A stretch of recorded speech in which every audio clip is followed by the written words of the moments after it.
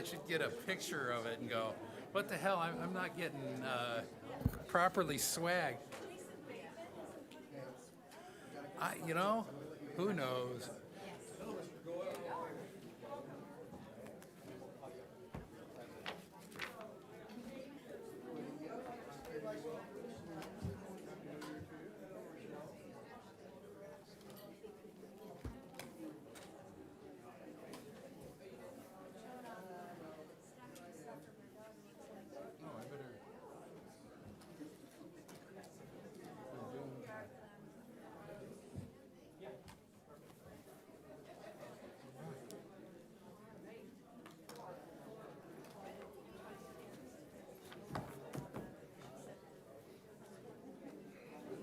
I feel like such a there we go. Doing fine. How you doing? I'll say it like this. I'm getting over a cold. Oh, Kind of keeping my own space every year. But yeah. didn't want to miss tonight. It will be lively. Although, this is not the most controversial thing we'll ever see. So they're all good applicants. Yeah, it's actually surprisingly good. Nice way to start the new year. Kind of a fresh start. Yep. Hey, Kelly. I always put this here, and then I forget it at the end of the night. I know, I've lost many a bottle that way. Yeah, I think I'll put a string on it and tie it to my laptop. A surfboard leash. Surfboard leash. That's that. No.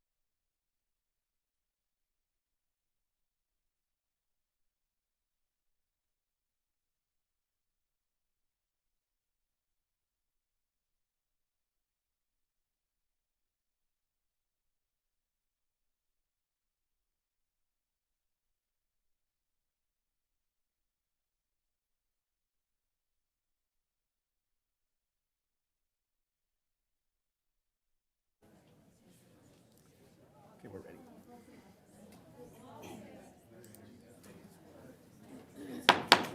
Hello and Happy New Year.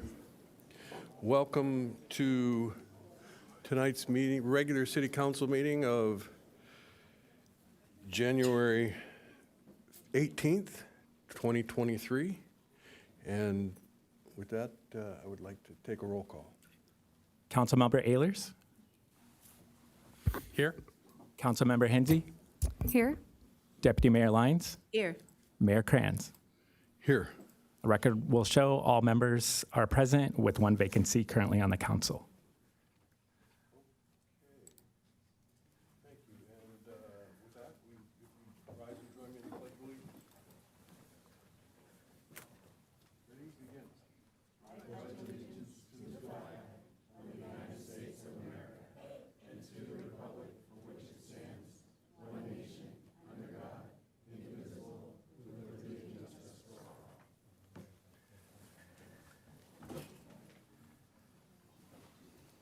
Okay, tonight we have no special presentations or proclamations, and I'd like to ask the city clerk if there are any oral communications. Mayor, it looks like we have approximately 10 at this time. 10. Okay, very good.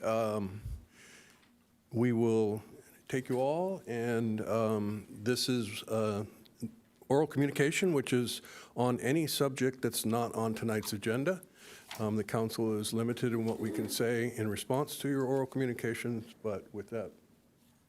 And I'll call you up 3 at a time, and just a reminder, you have 3 minutes to address the council. First 3 speakers, John Franklin, Kelly McCormick, followed by Amy McCord.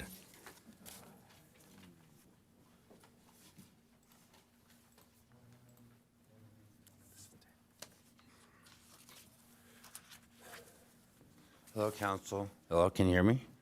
Is that good? This is my first time speaking live. I was here last night at the senior council meeting to try to get a taste for it. I want to ask the council to do something I've been able to do my whole life, and that's to I've lived in Encinitas for over 50 years. I'll get to the point. I went to Ocean Knoll, I went to Ada Harris, I went to Oak Crest, I went to San Diego. And in Oak Crest, in middle school, by the senior center, you know where it is, I think. They in a class, a rare class, they taught FDIA, which is a fictitious disorder imposed on another. It's taught to the class. It's taught to the class, and you're supposed to keep notes, and they're supposed to help you through this process. And actually, they're imposing a fictitious disorder on you. And the school district, I've been fighting my whole life with this. If they don't do it properly, it's a disorder that will affect your whole life, and it's criminal. It's the worst thing you can do to a teenager or a family. And I've been to the school district. I've been to the FBI. I've been to the district attorney's, Somerset's office. I've done the footwork. I've done the walks and talks. I'm lucky. I'm resilient and high functioning and able to do the walks and talks and maintain calm, I should say, 'cause it's very, very troubling. I would so much appreciate if there's any to get the classroom, my time is 50 seconds. This would have been in the about 72 or so, to get the classes they taught at Oak Crest in their school, so I can narrow this down. I'm not worried about civil suits or money. And saying that, I really don't care about that. I want that in my life. It's the only way I can get to the bottom of this. It is something that no one wants to talk about. They will not do it. It's like Munchausen disorder. It's exactly, and they taught it in school, and they imposed it on me. And I would appreciate if I could, I left my number, if they could get back to me on that, please. Yes, sir, and you might consider attending a San Diego Union High School District school board meeting, because the school district is the one that would have access to that. The city doesn't have any access to records from the school I district. appreciate that. Yeah, they gaslight it. Okay, thank you.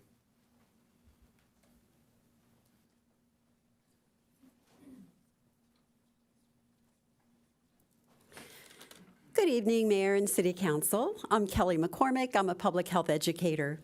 I would like to thank the Encinitas Environmental Commission for championing the smoke-free outdoor public places ordinance and the city staff who have worked on it and who held an excellent public workshop, which was very productive.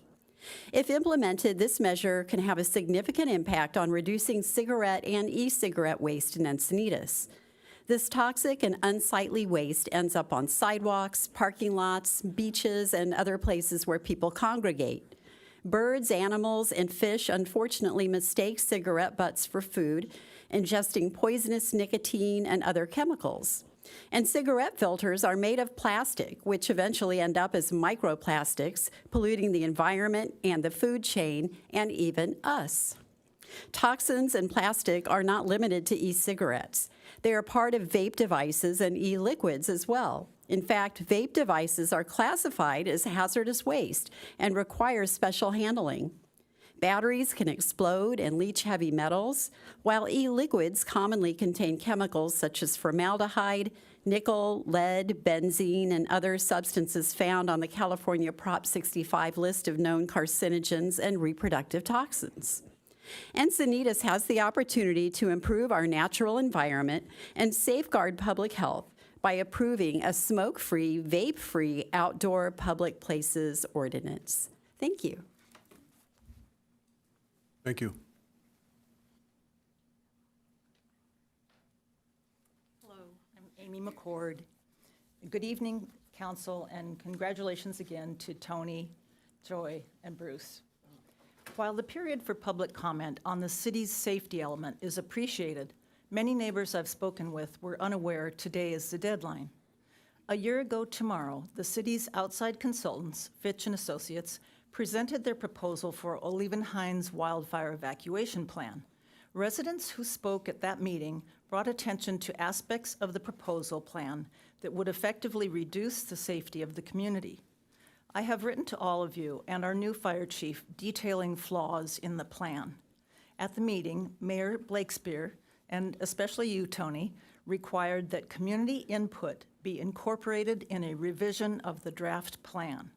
3 community meetings were held during which many constructive recommendations were recorded. Has there been any follow-up with community members who are anxious to have a working plan in place? While the new safety element establishes goals and requirements for safety of existing and planned developments, many of those have not been met in Olevenheim. Our current population of residents and large animals faces challenges evacuating on small roadways, but our existing challenges can be addressed and improved. However, the plan to add some 500 new residents and their vehicles at the primary exit from Olevenheim and its adjacent communities substantially increases the difficulty of evacuating. Not only will the Goodson project compromise evacuation safety, it also adds significant traffic to heavily impacted intersection where drop-off and pickup at 3 nearby schools is already unsafe. The project's 1,500 daily auto trips will endanger the 300 preschoolers whose playground sits adjacent to the McCain Lane driveway where apartment vehicles will be queued and spewing exhaust. Emergency response times in Olevenheim are the worst in the city. Last February, there was a fire at the horse ranch on 5th Street. It took 30 minutes before hoses could be hooked up and deliver water to the fire, which burned several structures. I've been told by personnel at Fire Station Number 6 that they have no capability there to fight fires. As the most fire-prone part of the city, Olevenheim needs a fully functioning fire station. Changes need to be made to bring present-day Olevenheim into compliance with the new safety element. Adding more unmitigated safety threats from the Goodson project will put us further out of compliance and should be carefully reevaluated. Thank you. Thank you. Next 3 speakers, Suzanne Klausenstock, Sabrina Must, followed by Bruce Smith.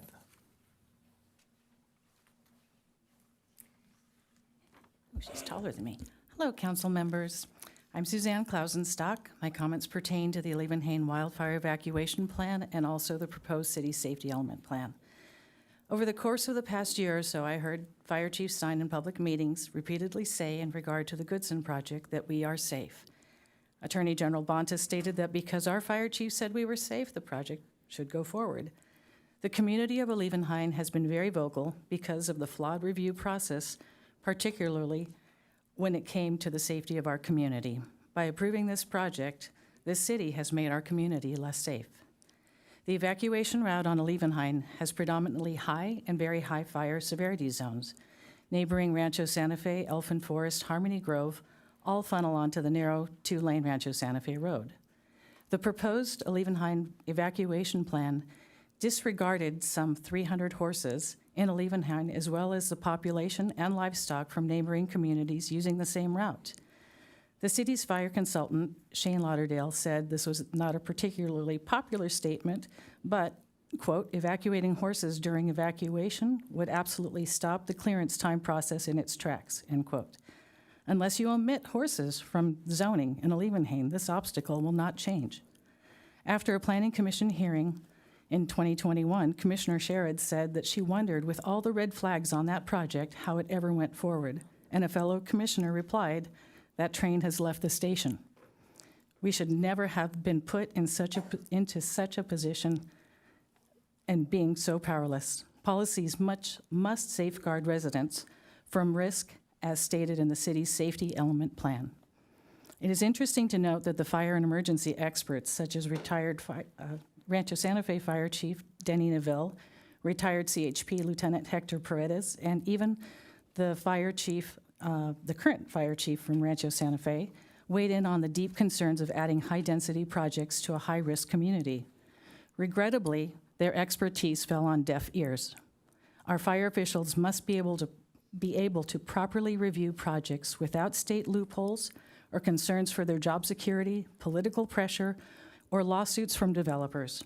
So I ask, how can an evacuation plan with so many omissions be considered complete? If the existing conditions of a Liebenhain evacuation is in a precarious state now, then how is adding 400 to 500 more vehicles at a critical egress point not make that worse for the existing population? Has the Liebenhain evacuation report been changed and adopted? If so, how can we see it? Thank you. Thank you.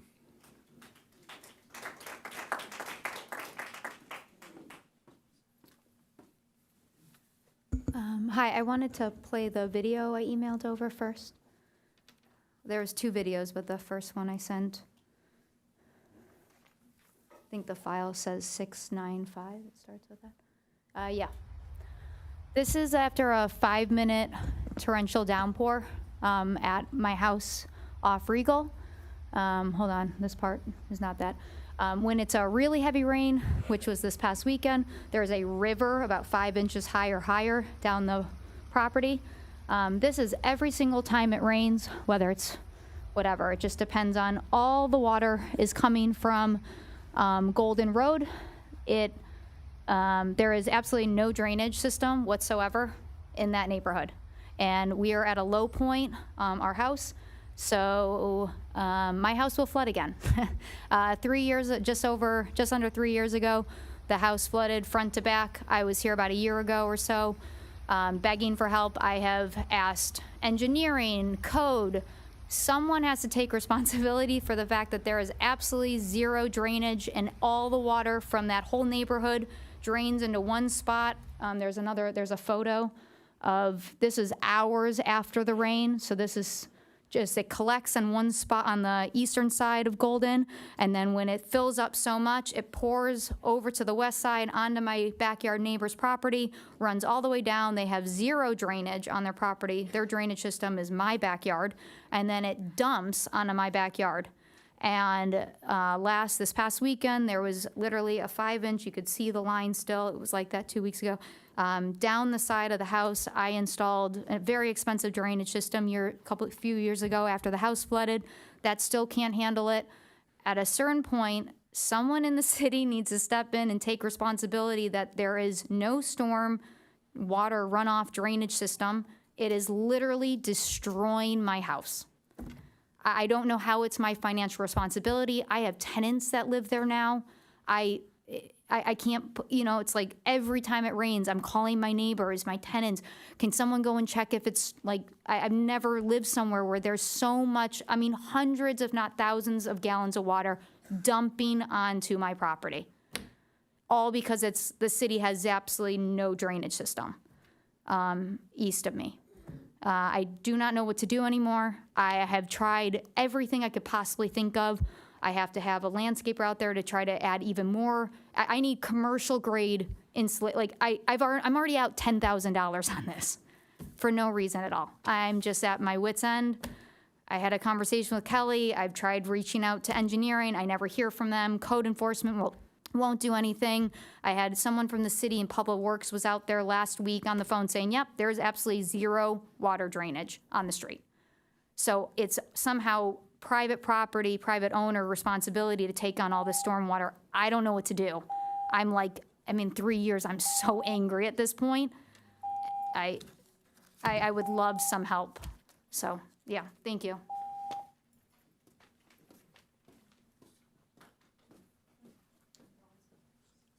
Good evening.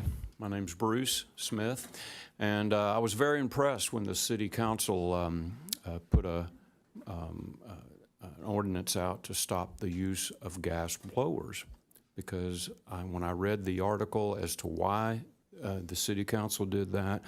I thought, well, this is one thing that we can do in the city to help for the climate and the environment. Probably we'd do more than what the 1%ers are doing here in Switzerland this week. You know, they all fly their jets out there and tell us that we need to be better stewards of the environment. So one day I saw the maintenance people at the shopping center on El Camino and Lacadia using a gas blower out there. So I contacted the city. They sent me a complaint form, and I filled out the complaint form, and Todd Hunter responded to me. Now, that was back in December 13th. I still haven't heard if there was ever any kind of resolution there. In addition to that, I called the leasing agent trying to find out who owns that property. I don't know who it is. I'm assuming Todd does. When I called the leasing agent, you could tell he was pretty put out by me complaining that they were using a gas blower. So the reason I'm here today is to ask, why do we have to put our name on the complaint? Or why can't the complaint keep our name anonymous? Because if you had heard the gentleman at the leasing agent of that shopping center, the way he talked to me, you could tell he was angry that I was even bringing it up. So I would like to be able to stop the use of those gas blowers in my neighborhood, but I'm afraid to. I don't want to go to my neighbors and ask them to ask their yard people to quit using the gas blowers, because people get angry. It's a volatile conversation. So the only thing I'm asking here is, can't we have the complaint form without having my name being exposed? That's it. Thank you. Final four speakers: Geraldine Kessler, David Williamson, June Hansberger, and finally Mark Maville.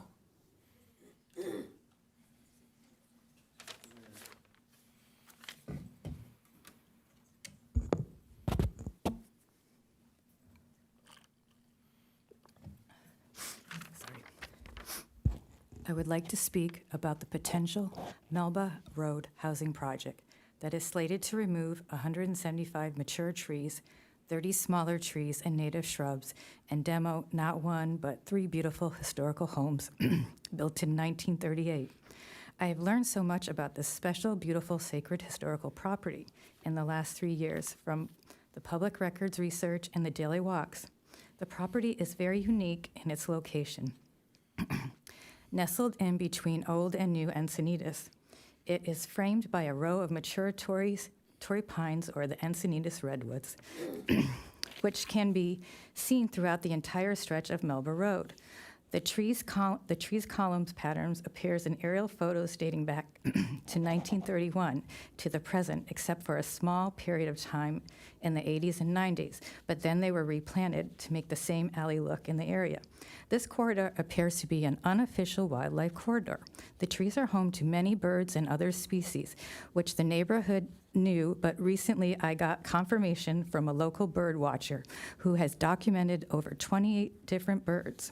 When I saw her, she was, on my recent walk, she was checking to see if she could find the bird that was from the East Coast that had landed over here and somehow lost its way and found a new home in the alleyway on Melba Road. Our neighborhood has recorded a long list of the wildlife that is present on Melba and the surrounding neighborhoods in the last few years.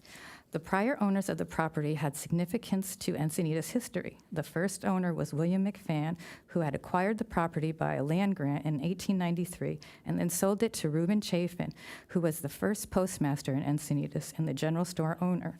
I have mentioned in several meetings that Anton van Amersfoort had also owned this beautiful property. He was the original owner of the Botanical Gardens prior to the Larrabee's purchase. Anton was a self-taught botanist who did multiple planting of trees throughout Encinitas. He also was the original member of the San Diego Water Board, serving from 1921, and I'm not sure until the end date. During his time of service, he was responsible for 2 very important water bonds that provided water from Lake Hodges to Encinitas and Rancho Santa Fe, hence making Encinitas the flower capital. During his ownership of the property on Melba, he had experimented with planting avocado trees using the dry farming method, which we have confirmed with a historian. The Melba property is like no other piece of property that is left here in Encinitas. Its location is ideal for an open outdoor classroom and STEB lab for the overcrowded Oakcrest Middle School. It could also serve all 3 preschools and elementary schools along with the Boys and Girls Clubs and all that are close proximity to the property. Research has shown that outdoors learnings can have huge benefits on students' mental health and academic performance. Students are often calmer and better able to focus when learning in nature. And teachers have reported better behavior and social interactions with fewer disciplinary issues. Thank you for listening. Please help us acquire this property. Thank you. Thank you for listening. Thank you.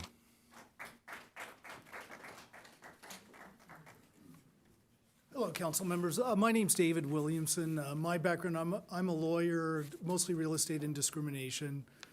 One time in a past life, I was also a committee counsel for a state senate. So I have some empathy, especially for listening to a lot of speakers. More importantly, I live in Leucadia, close to Littlemore in that area. Hopefully I'm speaking for more of the people down there. You know, that proposition passed to allow the marijuana dispensaries, and there's a large one going in right there. It's too bad. It's a high residential density area, but that ship sailed. I don't think the city council had any control over that. Why I'm here is to ask you, as that process goes on of them getting permits, to think about the traffic and noise problems we already have down there, particularly from COVID changes, the parking issues. There's an alley right there that's private. In fact, the city won't even pick up people when they throw junk that's thrown out there. But a lot of people use that, and a light's been put in on Diana that's right turn only. I foresee some issues coming up, you know, as that's developed in that area. And I just wanted to maybe plant a seed so that, you know, everybody would think about that if those things come before the council. Thank you. Thank you.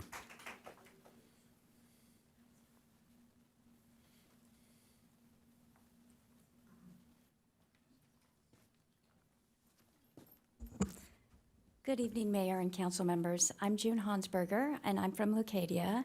And I just wanted to talk about some mobility issues in Leucadia. First off, Northwest Leucadia is the most densely populated coastal stretch of Encinitas. It's a mix of houses, apartments, condos, mobile homes. I think most people are aware of that. Can you do the next slide? Thank you. So I just have a little map here showing where it is, which I think most people know. It is the most densely populated area in our coastal part of Encinitas, yet it lacks safe coastal access. The rail is completely fenced now. We have no bike lanes or walking paths along Vulcan, and streetscape is coming to Northwest Leucadia, but not fast enough. So I'm here to talk about what is happening with Vulcan. Next slide. So some mobility improvements have happened, and thank you so much for everything that has happened for this part of town. The new DG path along La Costa is shown here on the left. It's great. It really stood up to the rains. The construction was done really well because I was a little concerned it wasn't, but it was great. So I've used it multiple times while it's raining in the last few days. We also have new speed tables on Vulcan and graded parking areas, and we have the small little trail on the Vulcan curve. So those are some wins, thank you. Some things that I'm concerned about is we need maintenance to continue to keep up what we've already gained. So I'm so happy we've had these gains, but the recent rains and just other issues have deteriorated what we've got. So we need maintenance I'll show a couple pictures, some DG paths, and of course, a safe rail crossing. Next slide. So first one is maintenance.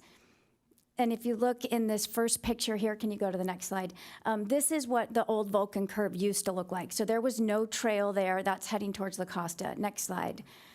Here is today I was running with my sister, and this is the improved trail. So she is trying to run on it, but so that's what we got. We moved the fence over, thank you, but that's our trail, and it's washed out again. So, and basically then it spits you, she ended up in the street and this car almost hit her, and then she's down there in the mud. So look, Leucadia has drainage issues. We just heard the other woman speak about it. We all know that. Thank you to staff for writing the grant that we got. I know it's a $4 million grant from Mike Levin to improve Highway 101. That is so, so helpful. Thank you so much. I know it was a lot of work went into that. This is just, I talk too much. This is just our side. So anyway, if we need this, we need a rail crossing. There's a lot of things that need to happen. Thank you. Sorry. Is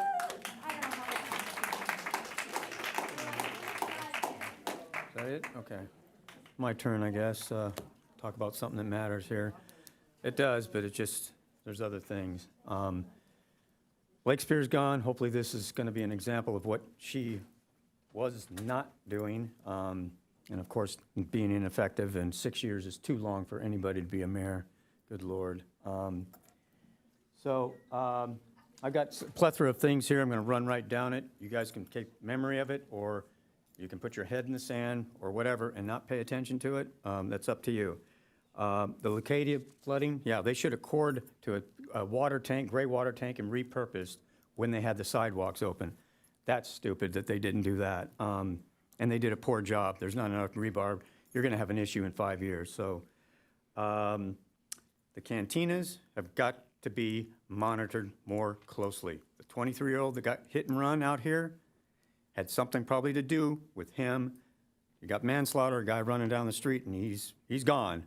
But over serving to even 13 and 14-year-olds with fake IDs, other things are going on in there. I don't want to get anybody excited, but it is a fentanyl deal. You get those dispensaries put in, and it's going to perpetuate that drug problem in the back alleys there. They're going to sell other things besides marijuana, believe me. They got to close that off and stop it. A lot of restaurants are now shutting down because of whatever, runaway freaking taxes or whatever fees you guys are charging these poor restaurants that have been here for a long time. You got to curb that. Beachside went down. Everybody's got signs for owner transfer. It's like, he tried to do it, and I think they blocked that one on that clown down there, Dale. Mandates, stricter for the homeless. We don't need that element. They're just here to take advantage, steal. They got a lot of my stuff when I first came in here 10 months ago, and you know what? They don't get near me now. The sheriff have been very effective with that, and I got to tip my hat to them. They're doing a great job and doing everything they can, but the 5 stabbings out in front of 7-Eleven, you guys act like you didn't even know what happened. It went viral, for God's sake. Are you getting paid off not to pay attention? That's not cool at all. And the fentanyl and the Mardi Gras stuff going on Friday and Saturday nights that they cut off the vein, you know what? This stuff is real. So go down there, take a look. It's a lot better now because of the sheriff's effort and being present around all those things. Noise abatement, and the mandated 10:30 curfew for any restaurant or bar that's going on that tries to shoot for 2:30 in the morning, that's where the trouble starts and happens. You got to enforce that thing, and there's just some things you got to tighten up in this city. Deemed the best city in the state, Encinitas. Leucadia, great place, and yes, they have flooding issues. Pay attention to it. Re-rip that stuff up and core drill right into a tank. You can put them down there, put a freaking picture on it to hide it or whatever, make it pretty. Thank you, sir. But that's where, yeah, thank you. But we're going to be keeping an eye on you guys. That does conclude public speakers for oral communications. Maybe a recall or recall. Okay, thank you. Yeah. So item 6 is a report from closed session. We did not hold a closed session today. Are there any changes to the agenda? There are no changes to the posted agenda tonight. All right, that brings us to the consent calendar, items 8A through 8E. And I don't know if anything has been pulled or wants to be pulled. Nope. Okay, well, I would like to comment on item 8E and thank our Assemblywoman Tasha Berner-Horvath for the earmark of $3.45 million for the projects that are listed in that agenda item. It is always a challenge to get through our list of things that we need to have done, and so this will help quite a bit. And with that, I would entertain a motion. So moved. I'd like to second, and I'd also like to call out one of the items before we take a vote. Item 8D, which is the second reading of the change to our tree ordinance to include heritage groves along with heritage trees. And this is one of my really favorite items that we've moved forward with lately, where you have so many mature trees that we love in our community, and we have presentations on that almost every city council meeting, whether they're oral communications or whether they're actual projects that we have agenda items for. And the Heritage Tree Program is a program that helps us to put in place some preservation of mature trees. So I just want to give a shout out to our arborist and to our parks and our staff and also the Urban Forest Advisory Committee for moving forward to now also provide an avenue for preserving heritage groves. Thank you for letting me say a few words on that. Yeah, I have one. Yes, sir. I'm having IT problems over here again.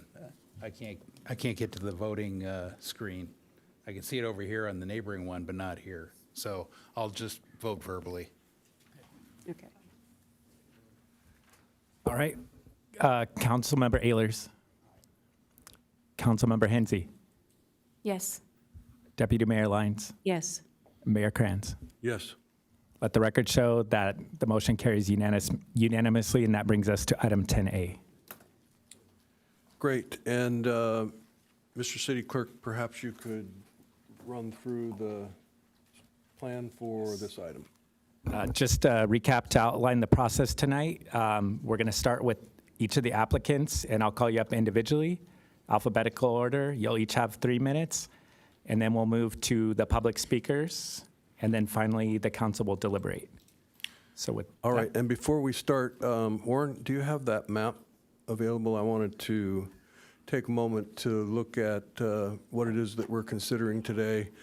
District 1 is the northernmost district in the city. Can you zoom in on District 1? And you can see it's the westernmost border is Leucadia Boulevard. So anybody north of Leucadia Boulevard there is in District 1, and anybody south of Leucadia Boulevard is in District 2. At Saxony, the boundary heads south. And so if you're on the west side of Saxony, you're in District 2, and if you're on the east side of Saxony, you're in District 1. About Ecke Ranch Road, right in the middle of the Leech Tag Ranch, it heads, you can see it kind of stair-stepping through until you get out to El Camino Real. It follows El Camino Real back and then it heads east and ends up in essentially Olivenhain. So it is a big district, and it has a district full of very important projects and needs, and so this is a pretty important seat. I would also point out that the challenge of being a district representative is that we make a lot of decisions up here that impact the entire city. So the goal, of course, while you are indeed representing District 1, you also have to make decisions with the best interests of the entire city in mind. So that is the challenge of the job. And with that, if you don't mind calling the applicants, please. I'll call you 3 at a time. First 3, Tanya Bell, followed by Allison Blackwell, and then Michael Blope.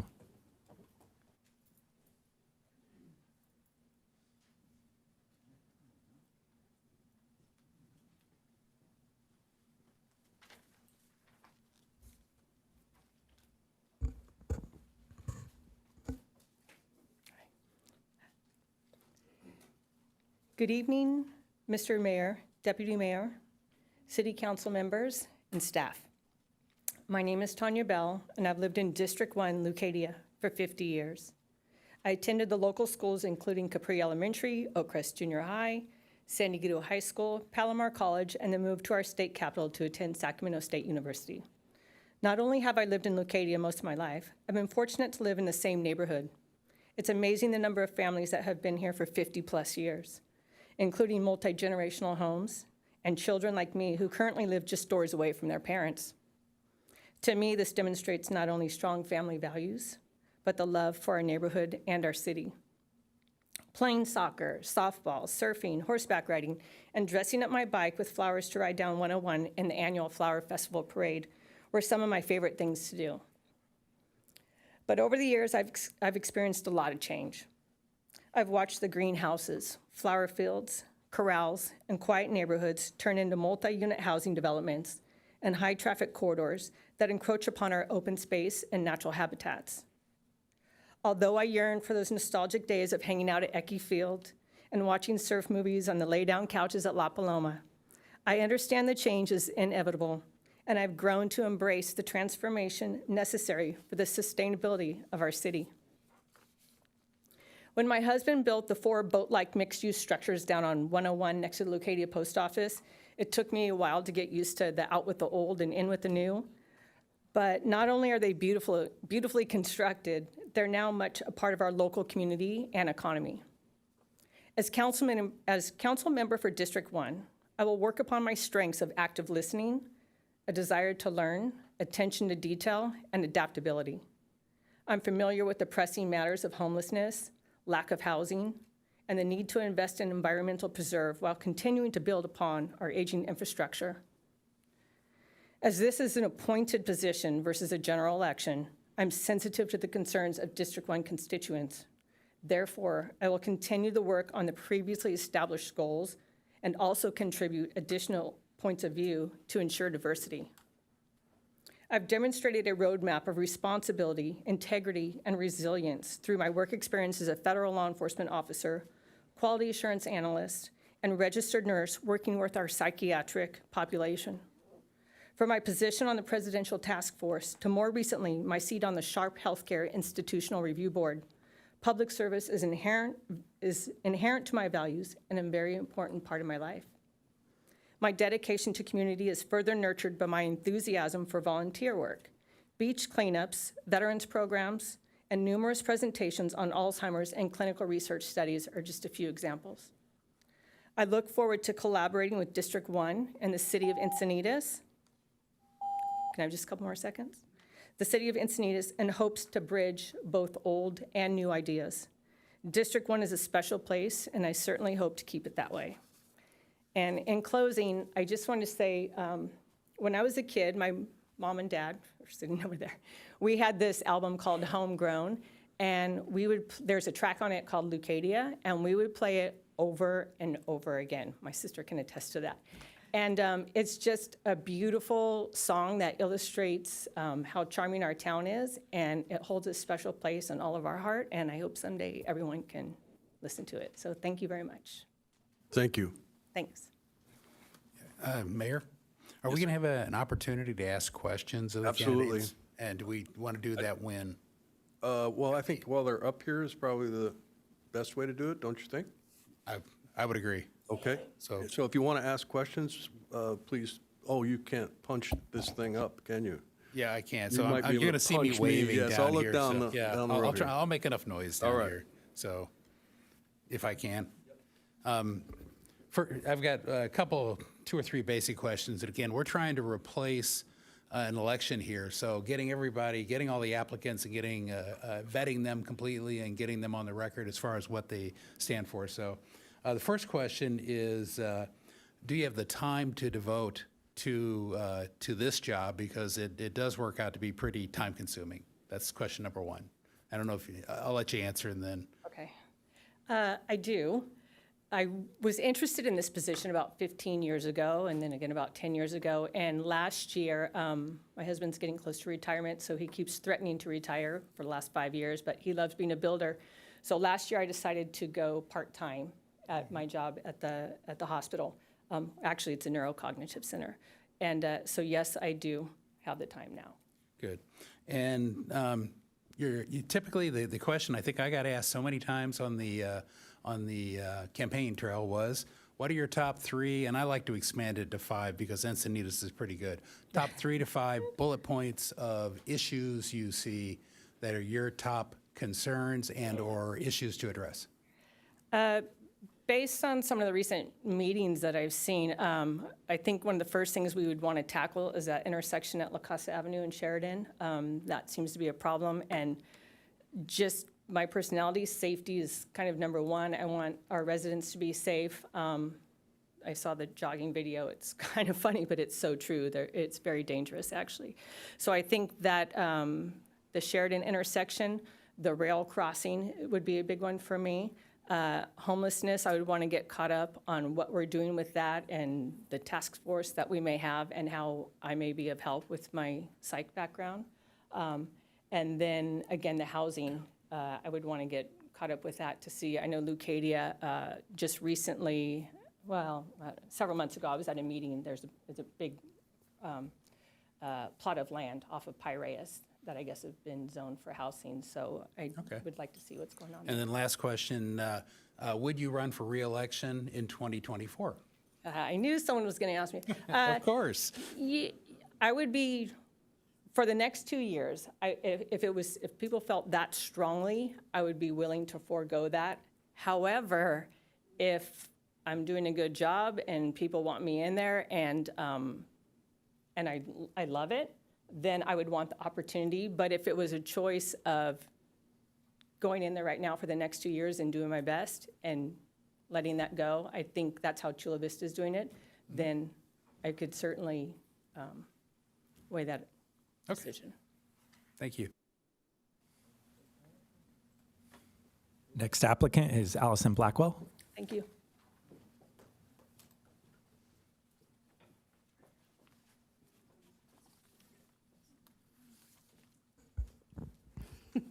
A little short here.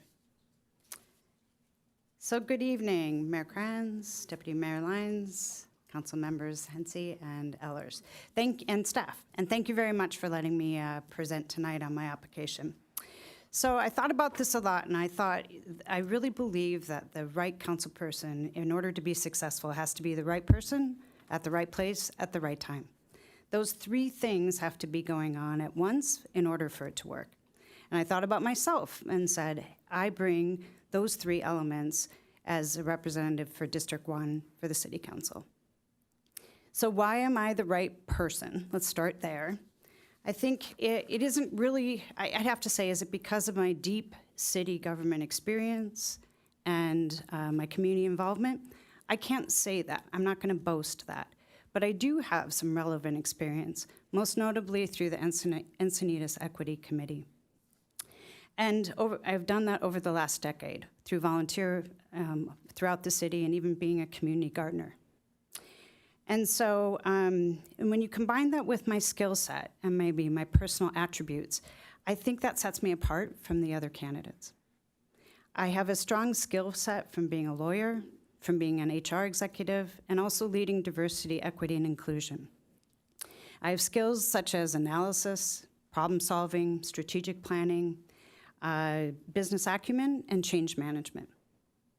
I also have good characteristics that'll help this role.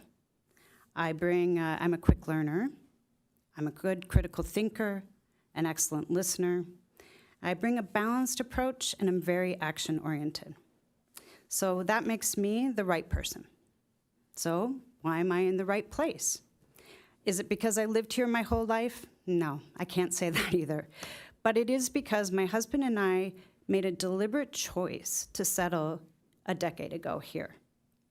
We spent time looking for a town near the ocean that offered a real community We appreciated its diversity and the fact that it was funky.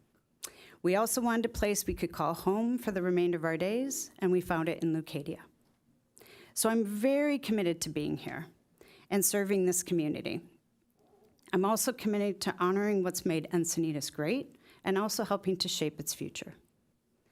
That's the right place. So why is this the right time? Is it because I was elected as a District 1 representative? Nope, can't say that either. This is an appointment process. But the opportunity to be appointed provides me a chance to display my commitment, earn the respect of those across Encinitas on the important issues. And I think those are infrastructure, including safe rail crossings and mobility, affordable housing, and helping the unhoused population. The appointment also comes at a point in my life where I have time to commit, and I have the support of my husband and even the CEO of my company to do that. So it's the right time. So to wrap up, I offer a vision for better Encinitas with the skills, knowledge, and most importantly, the commitment to make a difference. The right person, the right place, the right time, and thanks for considering my application. Happy to answer any questions. You want to ask? Yeah, and I got my screen fixed, so. So I think you said you have the time now, so you'd be going part-time or whatever. Is that what you're saying? I have the or- flexibility to do it, Bruce, so, Okay. yeah. So, And the support of the company I work at. good. And so second question was, what was my second question? The issues? Yeah, top 3 to 5 issues. Yep. I think, we'll start with District 1 in terms of a lot of infrastructure. We are getting the development. June summed it up better than I can do it in a second here. But we really do need to look at that, including safe rail crossings and how we walk around and bike around. I think, and that applies to many parts of the city. I think affordable housing is going to be an ongoing issue for us. I want this community to have economic diversity, and I'm afraid some of that will get shoved out over time. So whatever the city can do there will be really positive. And then finally, helping the homeless population. I don't pretend to have the answer. I'm not even sure Encinitas by itself can have the answer, but I think there's a lot we can do in the region with cities nearby and with the county to make a difference. And those are probably my top 3. Okay. And then we got I'm going to ask you one more, I guess, then I have an extra one. Will you run in 2024? I'm open to it, but I'm not ready to commit to doing it. And I think the reason is because I want to understand the role better and make sure, again, I'll go back to what I said, it's got to be the right person, the right place, the right time. So I think I'd like to defer for a short while before making that decision. Okay, and then an extra bonus question. We got an email late today that talked about your attendance record, or I should say sign-in record, and just want to put it to rest. I assume it's probably a clerical issue. Of the E4E issue meetings, did you make most of them, all of them, out of the, I think there were 9 that they said? I think we had more than 9 because we had some planning meetings, and I did miss a couple, but I think it said I missed 4 out of the 9, Yeah. and that does not sound accurate to me.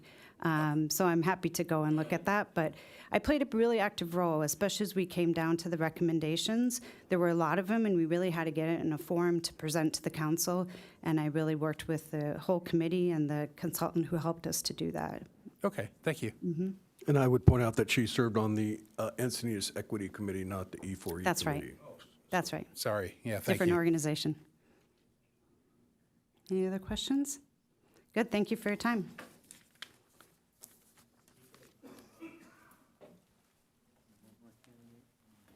Mayor Kranz, council members. My name is Michael Blobe.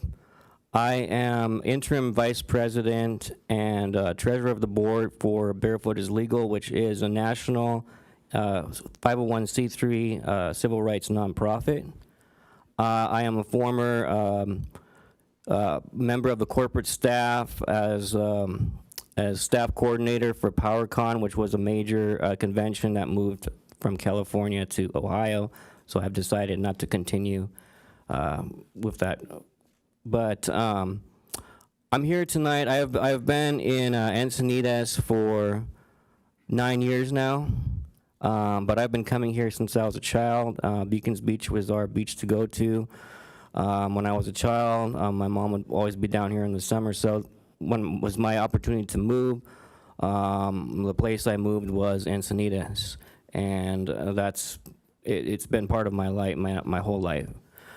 I can go over all my experience in management, staff management, and being treasurer of the board as far as the finance, but I think my most important experience is my ability to negotiate and to talk to people. I have gained a large experience having to deal with people from the far right, the far left. I deal with Christians and atheists, and I deal with vegans, and like I can keep going on and on. I had to bring them all together to work together on one goal because they were yelling at each other. I had the president of my organization posting about chemtrails, and the other people were saying he's crazy. So I had to talk to him and say, you got to cut it down. What I'm saying is the most important thing is unity, listening to what people are saying, listening to what both sides are saying, listening to what the council is saying, and then coming together and trying to find something that's going to work for everybody. And when you bring people in on the corporate level, if you bring in CEOs or financial analysts or whatever on the corporate level, generally what happens is it starts getting to be in a situation where it's like, what's the best opportunity for the city in a whole? Like on the corporate, like what's going to make the city the most money or funding? But sometimes it's important to listen to residents as well, and it's not just about what's best for the city, it's for what's best for the residents. And so when we have issues where you get a lot of emails of somebody's against an issue but still you vote for it, I think in that case I might vote yes the majority of the time with you, but then if something like that happens, I would have to step back and say we got to look at this a little bit more because we got too much backlash, and that's what we need unity. Thank you. Oh. Same question. Yes. Do you have the time? I have a part-time job right now. I think what would happen is I would see what time I would need for this, and then arrange what I needed to with my other job because it's not really a serious issue right now. And can you give us the top 3 to 5 issues that you think the city faces? Yes, number one is mobility, especially in District 1. We need rail crossings. The residents have been asking for rail crossings for decades. I think also the La Costa and Vulcan intersection needs sidewalks. We need, right now, if you try, even with the pathway along the curves, if you're walking there, you're like head on with a car. I mean, it's scary. I would not want to be walking, and there's no wheelchair access. So somebody I know, Malcolm, he drives all the way from Trailer Rancho up to Leucadia Boulevard and all the way back to Just Peachy because he used to walk across the tracks with a cane, but now he can't do it with the fence. And so mobility's number one. Crime, I want to look into law enforcement, upping law enforcement in Leucadia. If you've been there, I don't think I've ever seen anybody pulled over, maybe like once in a great while. I mean, we've got like people going the wrong way by Berry Brothers 7-Eleven all the time to try to get into that driveway. We've got people running across the street in all different areas in the middle of the night, like when you're driving in the dark, not using the crosswalks. And then the manager of Paddle Planet was telling me how the alley the sheriff used to patrol and I'm just looking for the top okay. categories, So, not the complete explanation of each one. So crime, upping law enforcement is number 2. Number 3 is focusing on responsible spending, so cutting down on any kind of overspending on things we don't need and focusing on what we do need. And taking a look at the homeless situation and trying to make it focus more towards mental health and substance abuse versus just giving like handouts, so to speak. And I think those are my main focuses right now. Housing, housing reform, looking at the fact that you can't add just 15 houses, and 15% was 15 houses out of every 100, so you're going to have to do a lot of construction to get 150 houses. That's 1,000 houses before you get 150 affordable houses. So. Did you have another question? Yeah, the last one is, would you run, you already ran, so I think I know the answer to this one. Would you run again in 2024? Actually, the answer is I am willing to commit to not running again if I have to, yes. Oh, okay. Okay, thank you. Scott Campbell? Oh, Deputy Mayor Lyons did have one more question for you. Mike, I'm sorry, I didn't quite get my Oh, that's fine. hand up in time. Obviously, you're interested in leadership at the city because of your campaign for mayor and now Yes. stepping up here, stepping forward. Have you taken the opportunity to volunteer in any leadership roles at the city to date? Can you help me remember if you have? I have not up to this point. To be honest, like since I moved here, at first I was trying to take care of a girl who had severe mental issues, and it ended up where she turned it on me, and she's on the street now. Okay. So I was unable to do so up until about last year. Thank you for answering. Thank you. Yeah.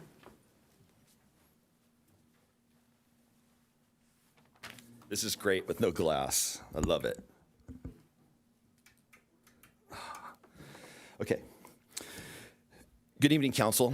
Thank you for taking your time here. After speaking in person with each of you, I discovered we had some shared connections. One of my best friends was coached in Pop Warner by Mayor Crayons.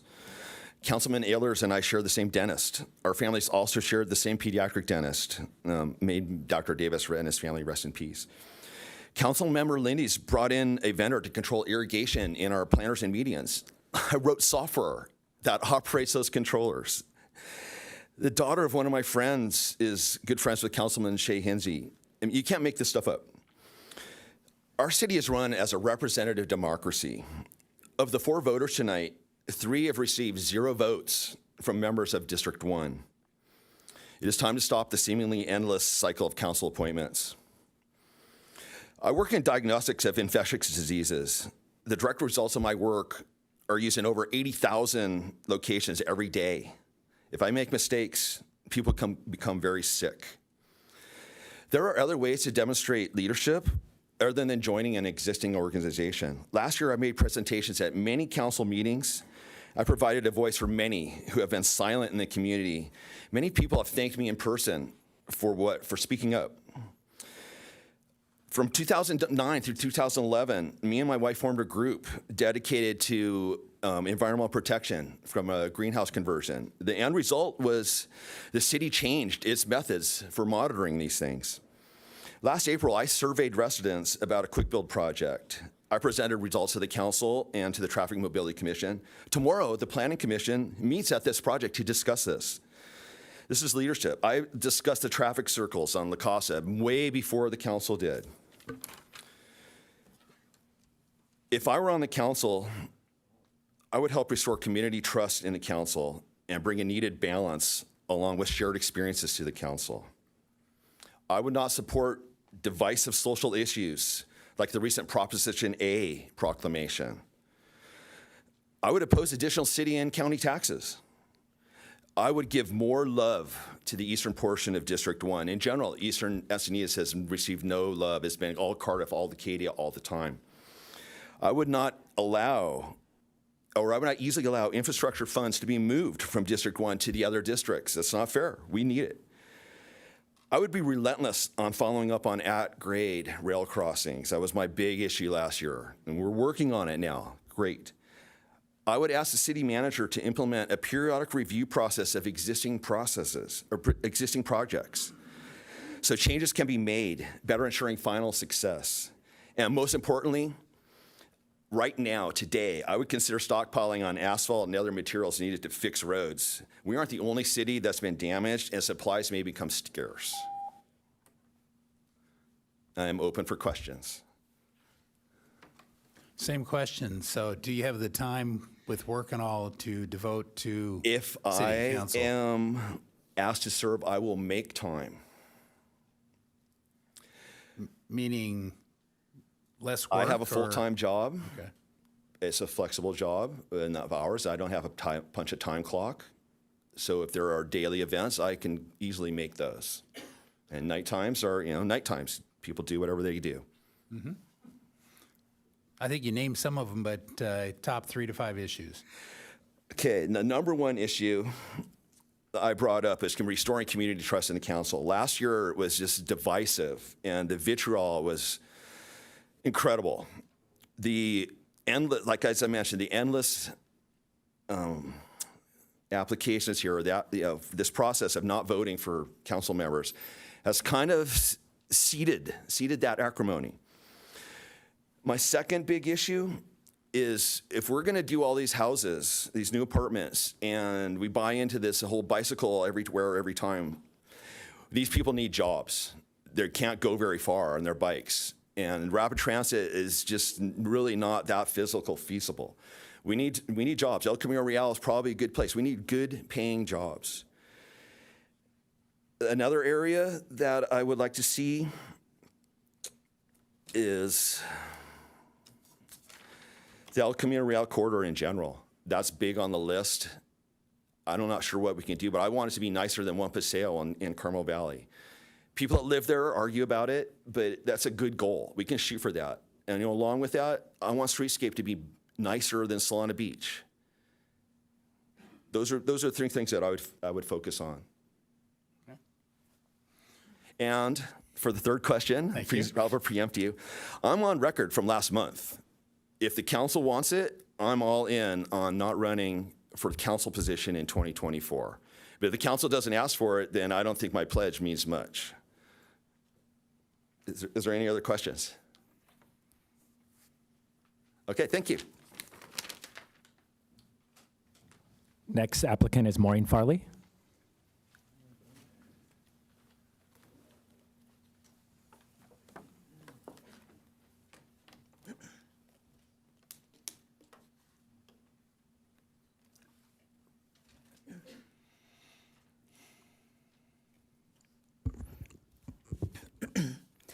Good evening, Mayor, Deputy Mayor, council members, and Encinitas residents.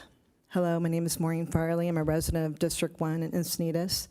3 major things set me apart from the other candidates: my diversity, my experience in the public sector, and my longevity in this community. If you're looking for diversity on the council, I'm Mexican American. Encinitas has rich Hispanic roots. My great love for the Mexican culture and passion for my heritage equips me to offer some much-needed diversity and alternative council perspectives.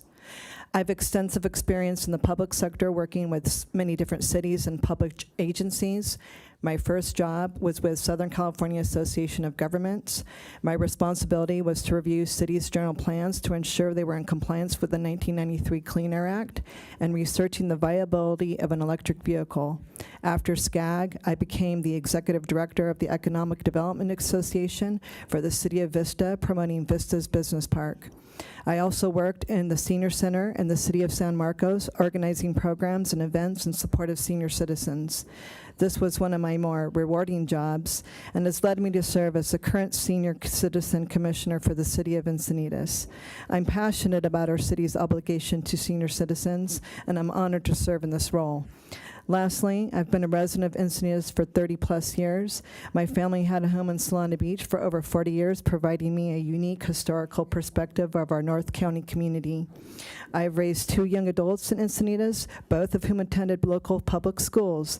In service to this community, I've been a PTA member, coach, Girl Scout leader, volunteered my time as a parishioner of the beloved and historic St. John's Catholic Church, Children's Hospital, Solutions for Change, and the Heritage Museum.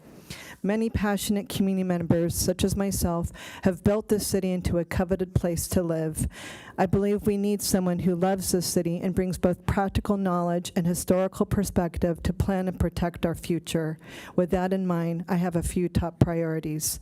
First is the need for public safety and ongoing support of our Sheriff's Department. I believe the main obligation of a government is to keep its people safe. Secondly, we need balanced and common sense planning by elected officials who will encourage community input before making decisions on issues like high-density developments and rezoning. As a council member, I will carefully examine the impact of projected population growth on our traffic lanes, parking, and infrastructure. Finally, one of the most important roles of this council is fiscal responsibility. I will advocate for transparency in our budget process and push for balanced fiscal operations. Based on recent conversations with District 1 residents, most are concerned about marked increase in crime, our exploding homeless population, and the proliferation of high-density housing developments. If appointed, I would heed the voices of our citizens, focus on common sense compromise, and avoid pursuing individual agendas. If appointed to the seat, I'd be honored to represent District 1 and our amazing city. Thank you. I think she got one of your questions in the presentation there. Yep. So do you have the time? Yes, I do. And I think we got your priorities. That was great. And then my other one was to help me. Would you agree to run, or would you plan to run in 2024? I would consider it, but it would be something that I would have to think about and decide at that time. Okay, thank you. I mean, I guess I might, another part to that would be if there was another candidate that I could get behind that is like-minded, I would support that person. Okay. Thank you. Next applicant is Michael Glenn O'Grady.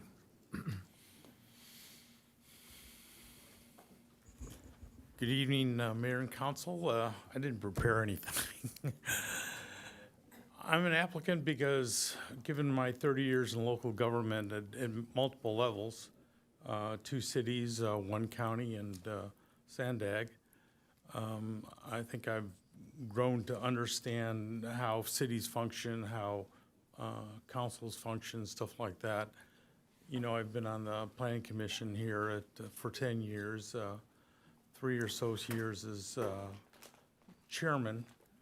So I've gotten to know a lot of the issues, especially the land use type issues that the commission normally addresses.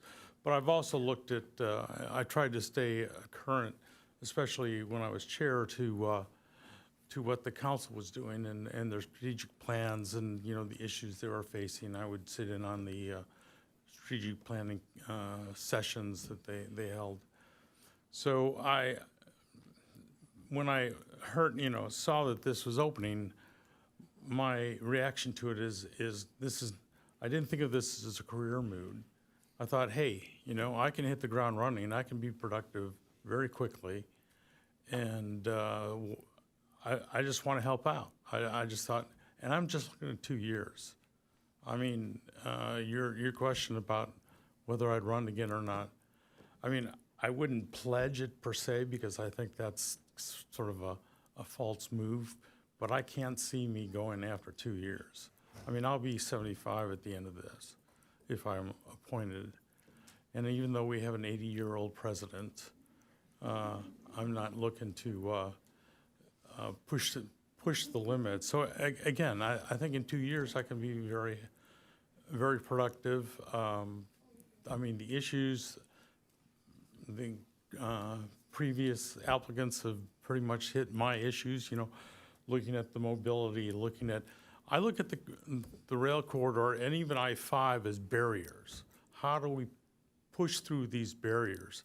So I've been a long-time advocate of, you know, if we can't get the money for underneath at rail crossings, and we need, when we had the mobility or the coastal mobility, whatever that commission was, you know, I pushed our planning commission representative, you know, where do we need crossings? Whether we have money to do it or not, where do we go across?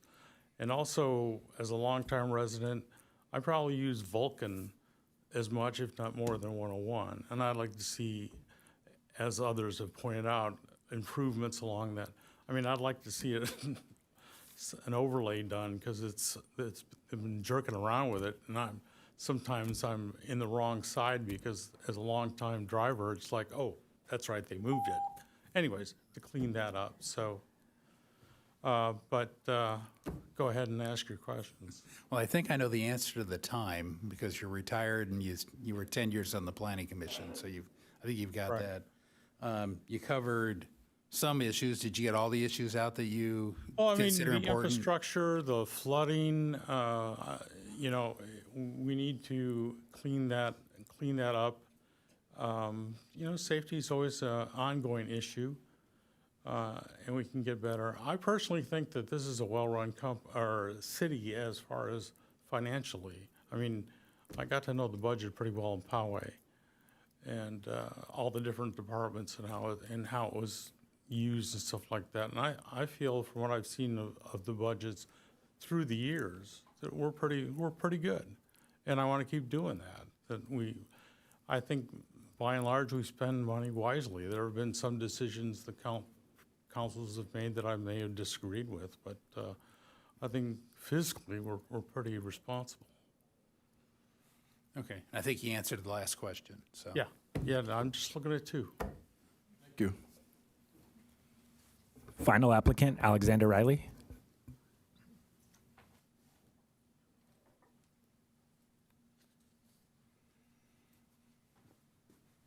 Good evening.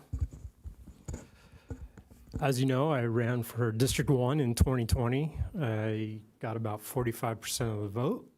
I put in the time, the effort, and the hard work, walking door to door, up and down hills, visiting the width and breadth of District 1, getting to talk to residents when available. We were at the height of COVID, if you can recall, and learning their concerns. And many of them were the same concerns I had, and they were partially what motivated me to run. I've been a public servant almost all my life. As a young boy, I was a scout. I was a junior lifeguard. I love learning about first aid because I knew I could take those skills and help other people. I was very active in my church as a teenager. Almost every spring break or long weekend, we were helping others, building houses in Mexico, refurbishing a camp for underprivileged children, and that type of service continued on the rest of my life. My first job at 16 was a lifeguard for the city of Newport Beach, where I grew up. I was a water polo player. My coach was the Olympic coach at the same time, so I learned a lot about teamwork. When I moved down here at 21 to become a student at UCSD, I became a lifeguard for the city of San Diego, and I instantly found my calling, helping other people as a lifeguard. For 19 years, I was a San Diego lifeguard. San Diego lifeguards have one of the biggest duties of any special rescue or law enforcement in the country. We provide lifeguarding, harbor patrol. I was a sworn peace officer, EMT, marine firefighting, coastal cliff rescue, river rescue. I was highly trained. I sought out, after 9/11, anti-terrorism training. I became highly trained in red teaming. That was what you would call looking for possible contingencies and emergency planning and long-term planning and strategic planning to predict the upcoming challenges ahead of you. My law enforcement experience runs from writing parking tickets to assisting with a murder investigation for the DA. I've seen it all. I've seen the homelessness that we talk about so much today. I was there on the street level, tending to their injuries, helping some get off the streets, literally giving them the clothes off my back when they were robbed and lost all their possessions. We would buy one gentleman batteries to keep his Walkman going because when he heard the sounds in his head, he got violent.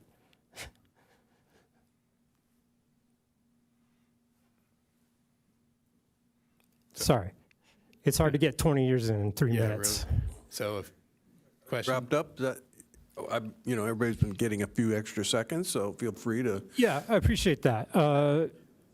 I got 45% of the vote in District 1 in 2020. I'm well aware of the issues that have been brought up tonight. I'm well read on and keeping up with things. And I think that I would be another faithful servant, as I have been on my whole life. Great. Councilman Raylers, you had some questions? Yep, the usual. So I take it you have the time with a job and all to commit? Yeah. Is this on? Sorry. Yeah, we can hear you fine. Okay. Yeah, I actually retired from injuries 10 years ago. I had my 5th and 6th surgeries this last 12 months, trying to repair the damage to my body.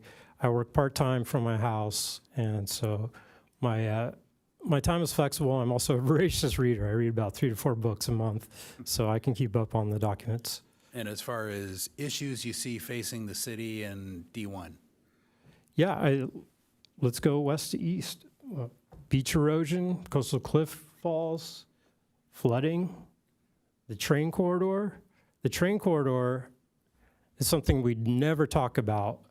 We're going to double track. We're going to have trains coming through here every 20 minutes. The average train car is 65 feet long and carries 100 tons. No one speaks about the potential of a derailment in this town. The train tracks pass 2 schools, many parks, and homes. If there's a derailment in our town, it'd be catastrophic. The prevailing winds blow west. That would blow any fire or contaminants or chemicals into the neighborhoods. I was a proponent of actually trenching in 2020, and I think it's something that still needs to be looked into, and it could actually solve our drainage issues as well. Obviously, with the building going on, we need to keep our infrastructure to grow, or at least make it robust enough to handle the traffic and the new residents. We're gonna just in District 1 alone, we're probably gonna increase the city's population by 10%. That's huge. And that's gonna put strain on all of our roads. We need to get ADA compliance in the Lucadia area. The traffic's gonna affect everyone in the city. East El Camino, that's gonna affect New Encinitas. And as we go to Levenheim, I was the only person that brought up the fire issues in 2020. And it's something that I'm trained on, and I know the devastation that can happen if you don't have a plan. And last question, would you plan on running in 2024? No, if I was appointed, I would not run again, because I was here last month saying we should not have an appointment, because I think that, as Mr. Campbell showed, this is a small town. There's a lot of interlocking relationships. I think there could be possible conflicts of interest on this council, both amity and enmity. And that's a problem. And like I said, over 4,000 people voted for me two years ago. You might make a decision tonight that overrules all those people's votes. So no, I wouldn't run again, because I think it gives an undue advantage the next time around. And if I was on the council, I would try to codify that. I think we should make that change. Okay, thank you. Thank you.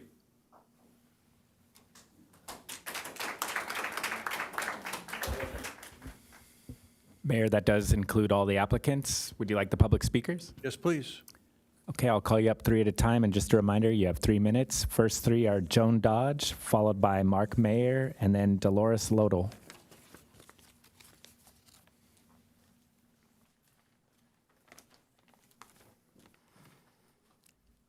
I have to put the peepers on.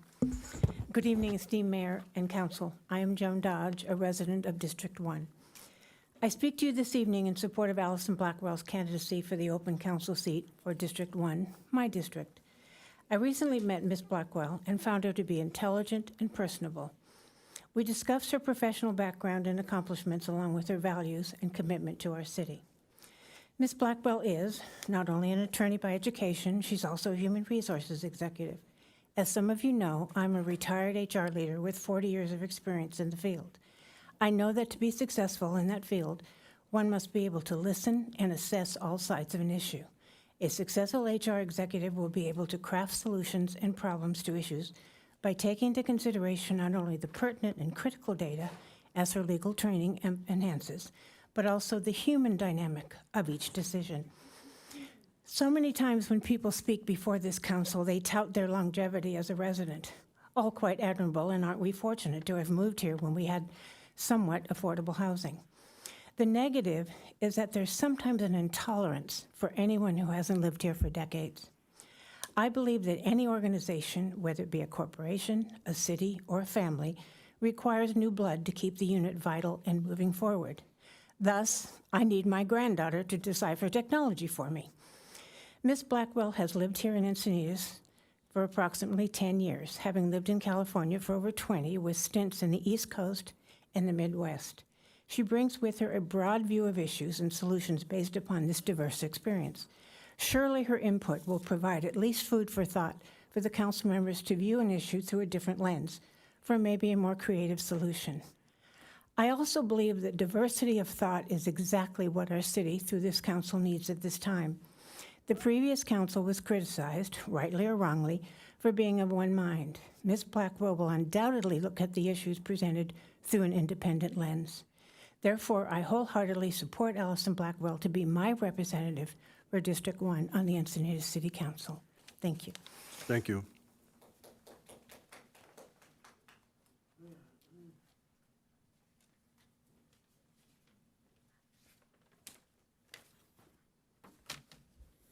Good evening, City Council members. My name is Mark Mayer, and I live in Encinitas.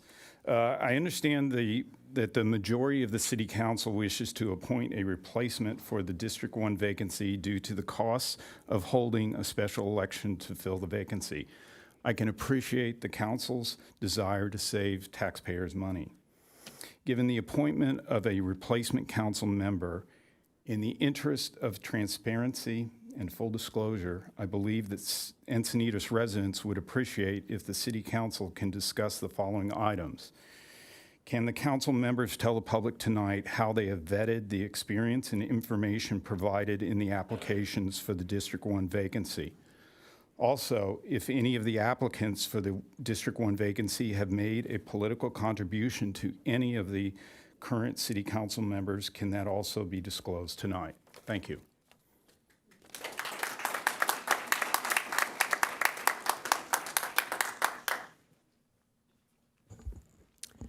Good evening, Mayor, Deputy Mayor, and council members. My name is Dolores Lodell, and I'm a resident on Hillcrest Drive, District 1 for 26 years. And I just first want to say I don't envy you your decision tonight because there's a lot of great applicants.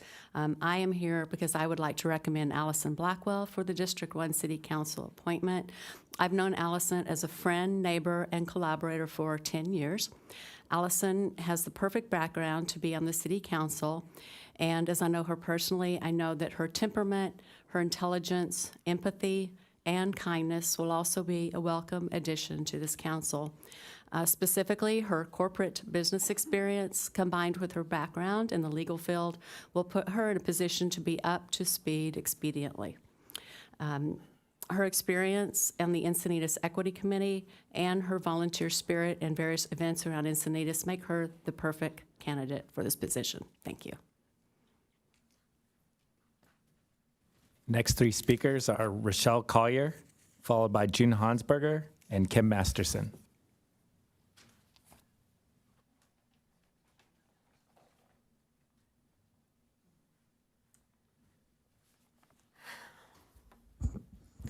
You'll never know how happy it is to say Mayor Krantz, and welcome to Bruce, who I've known forever, and to my city council members who I've always liked everything you've done, no matter what anybody says. Anyway, this appointment tonight is a very important decision for Leucadia, and I know this is a very unusual thing. I'm not making a recommendation. I'm sure all the applicants' hearts are in the right place, and I want to remind you all that Leucadia has a list of needs that must be addressed, and it seems that some of the improvements in our community have been put off in the past and some indefinitely. I'm very thrilled that the second part of this meeting is going to be about our railroads. Thanks, Kelly and Tony. And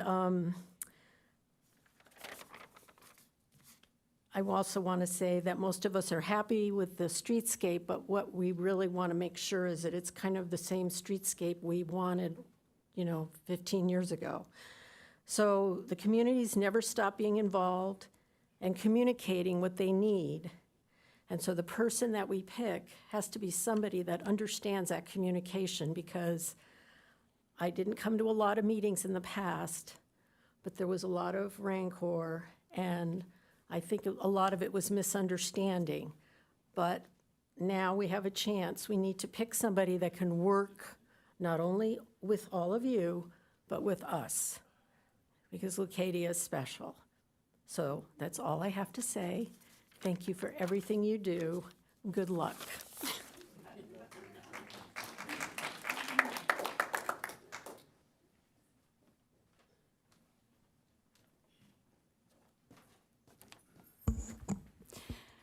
Good evening again, Mayor and City Council members. I also agree there's a lot of great candidates, and I'm so thrilled so many put their hats in the ring.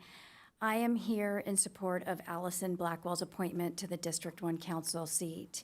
I've had the opportunity to meet with Allison, and I believe she is the best candidate for the position.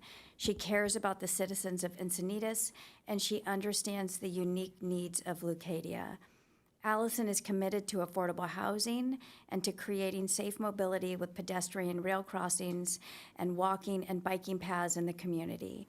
She has experience bringing people together in her position as a human resource officer and with her work on the city's Equity Committee and Homeless Action Committee group.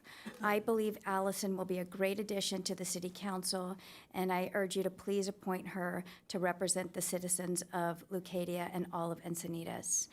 I also would just like to address all of the candidates, no matter who gets appointed. Thank you for stepping up. And I also agree with what Kelly said a couple meetings ago, that there's a huge learning curve in being on the City Council. And whoever steps up, I really appreciate you doing it, taking the time. But also, once you have learned everything in your first term, I think it is important to keep in mind that we would like your experience for another term if that's what you also want to do, because I think there's a lot to learn, and we need your experience and expertise as a council member. So thank you very much. Good luck.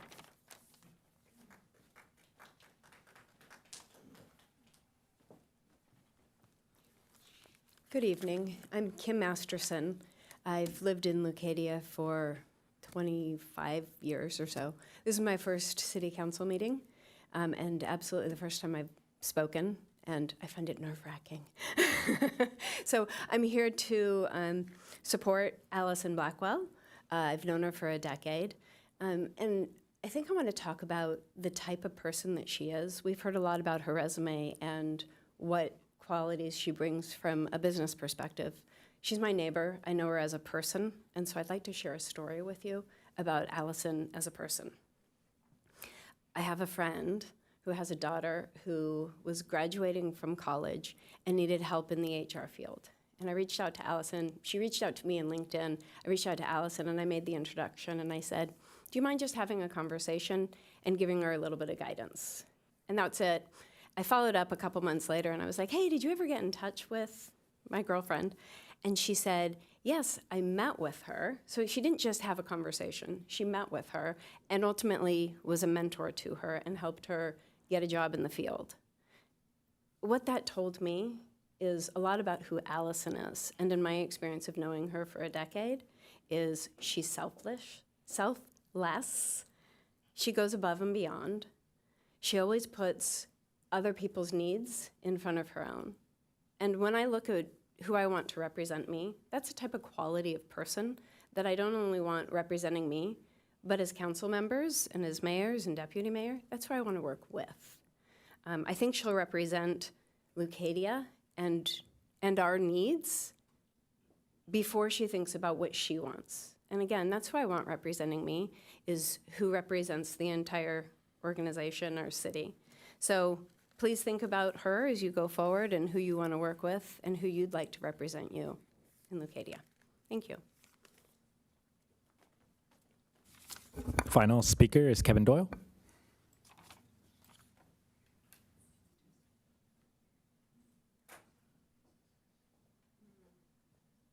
Thank you all. I didn't know I was going to be the closer. You all know me. My name is Kevin Doyle. I'm coming up on 6 years on the Planning Commission, and I was very fortunate for the first 4 years to have as a mentor, Michael Glenn O'Grady, our longest-serving planning commissioner. And honestly, I was really fortunate to work with you, Glenn, and was fortunate to work with Bruce at the same time. And Glenn just has such a level head and such a deep knowledge of our town in ways that most of us don't. Actually, I look at the council right now, this is the most deep-rooted council I think I've ever seen. I mean, everyone here knows this city going way back. When I started on the Planning Commission 6 years ago, I was nervous, and I would visit every single job site. And God, half the time I would get there, I would see Glenn on the other side of the field walking around also. I mean, after so many years, he was out there. He knows every corner of this city, and has shown over his 10 years of service to the city some really great wisdom and compassion in how he deals with the people in front of them, how he deals with his fellow commissioners. I'm looking at my time there, it's counting down, okay. I remember about 2 years in, staff came up to us with a recommendation for denial on an alcohol serving project, which myself and 2 other commissioners disagreed.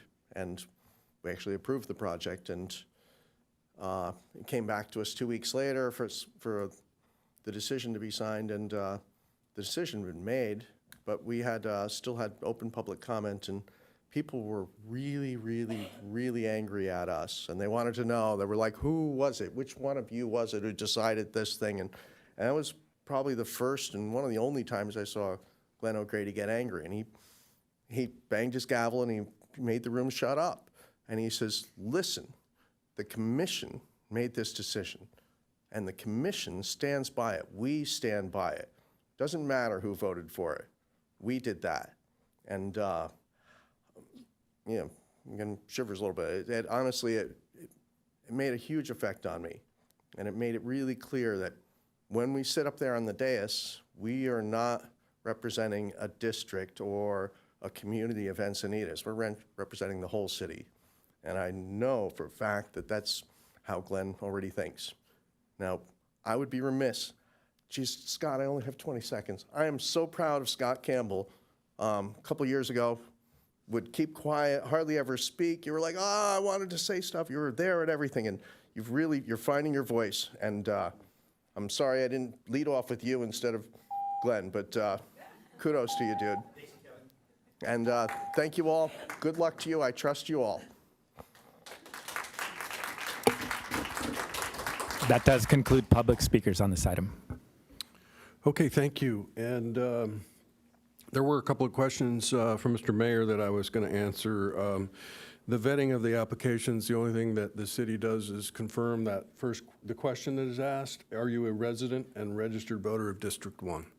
And if it's a yes, they verify your registration status, and the address of your registration is in District 1. So from there, it is their own resumes, and if they pad their resumes, I personally didn't do any research to confirm, didn't go to LinkedIn, didn't take a look at that. I take them at their word.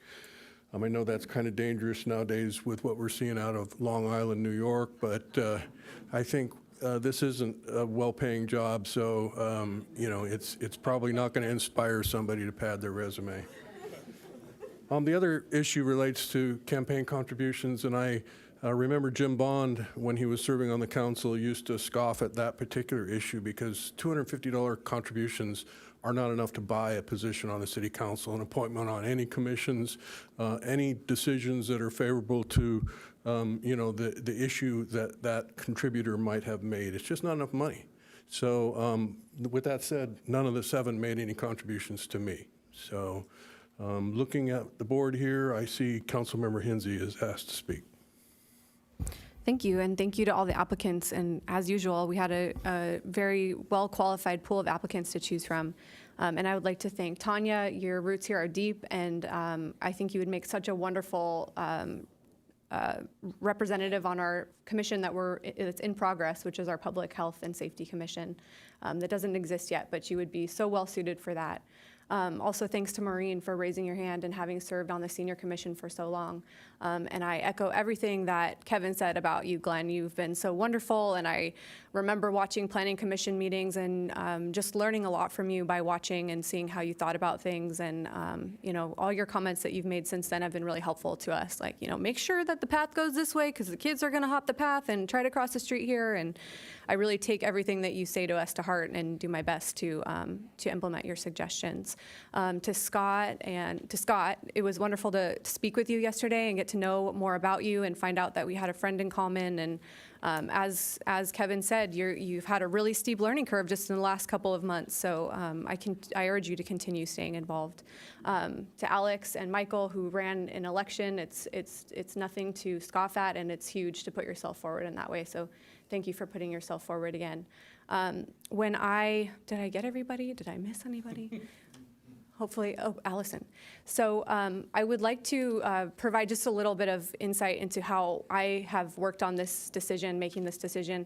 And the first thing that I do is go to the public record, and I look to see what issues applicants have engaged on over the last couple of years, not just the last couple of months when the opportunity has arisen, but the last couple of years. And somebody who, besides Glenn, who has a really long history with the city and engaging with these issues has been Allison. And so you, Allison, have commented on issues and provided input on a whole different group of things, from rail crossings to mobility to equity, and to the concern that we face of residents of our city living unsheltered in our streets and parks. And to me, that said a lot about your dedication. I'll add that additionally to that, I have known you and Rob for several years because you both would be the first people to respond to my Taste of Leucadia emails when I'd say, who can help volunteer? And you'd always say, we're signed up and we'd love to do Fish 101. And similarly, Fish 101 would reach out to me and say, can we get those folks that we got last year because they're so helpful and they can do anything that we ask. Additionally, Rob, I know, just for background, Rob is Allison's husband. So I've known Rob because you used to volunteer at Summer Fun on the 101, and you'd have a booth there on behalf of your radio station, and you've become involved over the years in the arts and the programming of Leucadia, and been at basically every event that we would host during those times.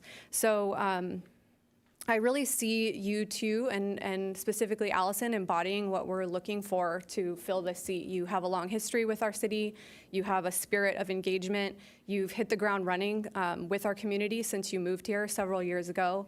And you have the personal qualities of somebody who listens and digests information and is able to manage that under high-stress circumstances, under controversy, and you are able to produce your own opinion about something. And I'll share that my experience with Allison, serving alongside her on our city's Equity Commission, was that whenever there was another task, whenever there was another homework assignment, whenever there was something that was going to have to extend beyond what the committee could work on in our time, Allison would raise her hand over and over again and say, I'll take home these recommendations, I'll refine them, and I'll return them to a place where I think I'm capturing what the sentiment of the group is. And you would make good on that. In the next meeting, we would have a great set of recommendations from you. Additionally, you would serve on other commissions. So when we needed to know what was going on in the city's working group on homelessness, you volunteered to join that as well. So to me, that shows, you're willing to do things with very little return as a volunteer on our equity committee, and I think that you would make an outstanding addition to our city council. So I know we need to hear from everybody else, but I'm happy to put forward the motion to appoint Allison Blackwell to the District 1 seat to join our city council. Thank you. Okay, Deputy Mayor Lyons. Thank you, Mayor Kranz. I will answer the question too. First of all, I just want to compliment all 7 of you who stepped up to come forward. You're all smart and you're all engaged, and this is not a small task to do. So thank you so much. You all have a lot to offer, and I hope you all continue to put your best foot forward in volunteer and in work with the city.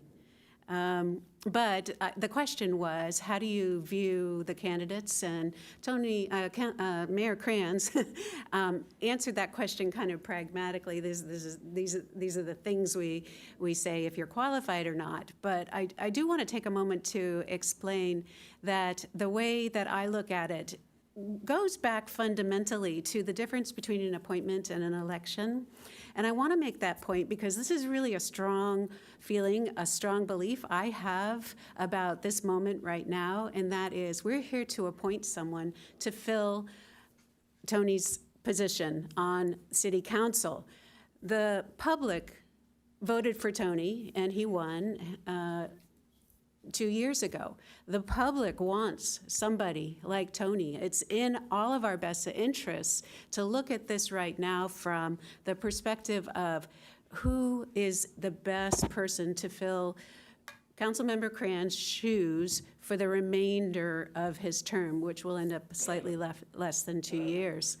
And I think that represents what the election said about our city, what you said when you went to the ballot and you voted. And I just feel very strongly that I want to find the right person to fit in that role. This is not a time for us to change gears, to fill this seat with someone who varies differently from the basic values of the person that was elected. So I just wanted to say that, and I can go into a little bit more detail, but first I would like to say that I don't know you, the 7 candidates, as well as Councilmember Hinsey does, as she just very eloquently explained. And so I made an offer to everyone, all of the candidates, to meet with me before this meeting here tonight. And almost all of you took me up on that. So thank you for that. We had 30 minutes, and I felt like I really got to know you and your interests and where your specialties are and what you've done as far as your commitments to the city and to the community over years. So thanks. I think that was very helpful to me. And from that, I just really got to get a sense for what I am looking for, and it may be different than my colleagues sitting up here on the dais, but I'm looking for someone who's knowledgeable, who is somewhat moderate, who deeply cares and is concerned. I see that in many of the candidates. Spirit of compromise is important. I don't think we shy away from arguing if we have differences about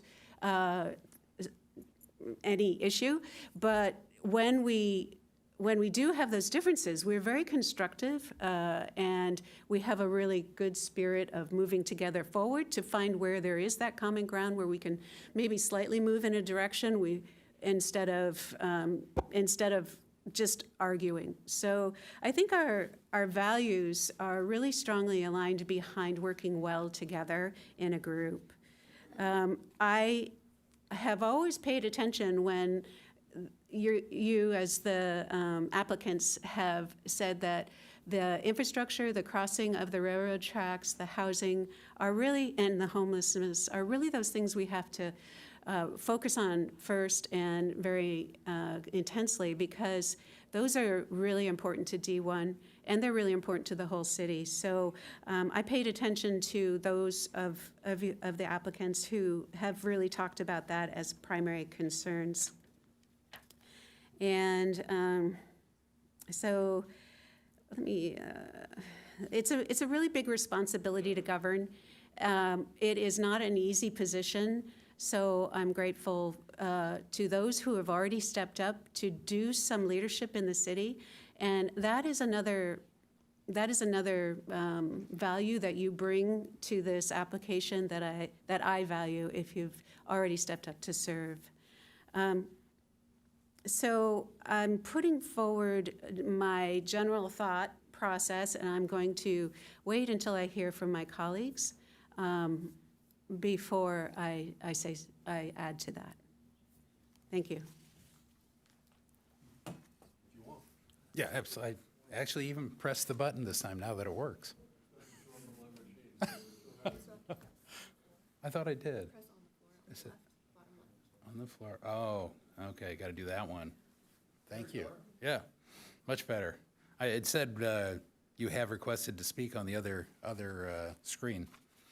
Okay, so I'll do the same. I will talk more at a general level about what I'm looking for and what the criteria is. And I guess my first step is I'd like to disclose that I met in person with Allison Blackwell, with Scott Campbell, and Maureen Farley.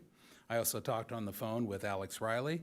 And I've spent innumerous hours with Glenn O'Grady, shoulder to shoulder on the Planning Commission. So I didn't get to meet with all of them, everybody, but certainly one of the reasons I asked the set of questions I did is that what I believe we are doing is doing an expediency, trying to replace what the will of the voters would be. In other words, we should be appointing that which the voters would have appointed or would have elected themselves. So to that end, I thought, what's the criteria? You'll hear me say this occasionally. I'm an engineer, so I'm going to write down what I think I ought to be looking at. First one, D1 voter concerns, and Encinitas as a whole too. But really, the issues that the candidates put up or say are their issues should be common to the top issues that the voters would. And this is what would have come out in an election and will come out in future elections is that you get vetted. You get that question asked multiple times, right? Probably 4, 5, 6, 7, 8 times by papers. Number 2 is record of civic engagement. Allison is an HR person. I'm sure she's heard the saying, past performance predicts future performance. It's what I use when I interview people for jobs. So if I look at their past engagement record, that should predict how well engaged they will be on the council and in the activities. So that was the second big item. The third one I was looking for, and this is something that happens naturally in an election, connection to the community. And that could come in the forms of longevity. It could come in the form of demonstrated breadth of engagement in various organizations. And it definitely comes in the form of, were you up here speaking to city councils over the years? The next item, fourth, would be leadership and applicable skills. Does the person, again, have a demonstrated past history of leading groups, of leading people? It may be at work, it may be here at city. Obviously, city is more germane. And the last one is pretty similar to what Joy said. I called it team play, personal demeanor. I didn't even come up with the right word. Do they have the patience, the collaborative skills, the calm, the thick-skinned, quite frankly, to be up here and not take it personally, but always keep the good of the city and of D1 ahead of everything else. So that's what I looked at. I've been going down and I asked the questions tonight. And quite frankly, I came in here not knowing how I was going to vote. And I think I just now figured it out, but we'll talk about that in a minute. So with that said, I'm very impressed with the applicant pool. Fantastic. I think I can work with any of these candidates. I think they're all significantly qualified, but each has strengths and weaknesses. And the trick will be to match that strength weakness to the council, to the D1 needs. And then finally, I'm also looking for a diversity of opinion up here. We talk about diversity, and that comes from having a diversity of opinion up here. And I think I'm probably the least aligned with the rest here, so I would be looking for somebody that would fill that void too. Okay, very good. Let me make a couple of comments here. The 7 applicants, I very much appreciate you stepping forward and offering to be in the arena as Theodore Roosevelt referred to it. It is not easy to take that step, and I very much appreciate you all doing that. Mr. Blobe and Mr. Riley have both also put their names on ballots, which is that additional step that I greatly admire. And I know the both of you from that experience. I know Glenn from living down the street from me, and I appreciate all the efforts that you've made on the Planning Commission over the years. And Mr. Campbell, who has been a regular here and provided plenty of comment. I enjoyed having breakfast with you the other day at a little more. That was enjoyable, and I wouldn't mind having those occasionally in the future. I've also seen you at Lucadia Art Walk, enjoying the music. I saw you down at the street fair down on the 101 in the music and beer garden, and I very appreciate your involvement in the community, so thank you for that. Those four gentlemen I have previous experience with. The three gentlewomen I had never met before this process got started, which for me did start post-election because it is a process that is critically important. So I did work to get to know who might be a candidate. I reserved any final judgment until after the application period closed because I didn't know who all was going to apply. And so there was no prearranged candidate. There were nothing in my mind. My mind has been open the whole time. I did speak with Maureen on the phone. I didn't have a chance to do anything other than review the application of Ms. Bell, but I think it's an important that we come with an appointee who can work well together with this group. Its deliberative body is not easy to serve on. There are disagreements, and it's important to be able to collaborate to perhaps come to a consensus on items. So I also would point out that I lost my first election in 2010. In 2011, Councilmember Maggie Houlihan passed away, so they had an appointment process there. I submitted an application asserting that because I had come in third place in the previous election that I should be the one that they select, and they didn't select me. So I did run in 2012 and was successful and have very much, it's been my privilege and honor to have the opportunity to serve on this council. So I understand why it is that you folks are interested in doing that as well. So Deputy Mayor Lyons. Thank you, Mayor Kranz. I like to take this moment then to, having listened to my colleagues, to kind of resonate a little bit with the common ground. You've heard some common ground in how we're looking at filling this seat. And with that, I'd like to second Councilmember Hinsey's motion to appoint Allison Blackwell to the seat for the reason that I think that her breadth of knowledge and experience is the best fit. Okay. Councilmember Ehlers? So let's see, where do I go? We talked, I think June Hornsberger mentioned the learning curve, and that is so true. I mean, I'm going through that right now, and I think I actually have an advantage, and the learning curve probably hasn't been quite as steep as other people would have run into. Why? Because of 7 years on the Planning Commission. A lot of the issues up here have to do with land planning, getting to know quite a few departments in City Hall. So I've been able, I feel, to hit the ground running within a day or two after getting the sworn in. The second thing is, so in my mind, I think Glenn O'Grady brings quite a bit to the table in that he has been doing it for 10 years. I only did it for 7. But I also want to talk about the this last election, what's going on here tonight hinged on no more than 100 votes. Think about it. And it was in Joy Lines versus Julie Thunder. That was a 100-vote difference. If it had gone the other way, we'd be having a very different discussion up here. There would be a lot more alternative thought going on. And I'd like to go back to Alex's election in 2020. In 2020, he got 4,042 votes. Tony got 5,115, so 44.1%. Sorry, Alex, not 45.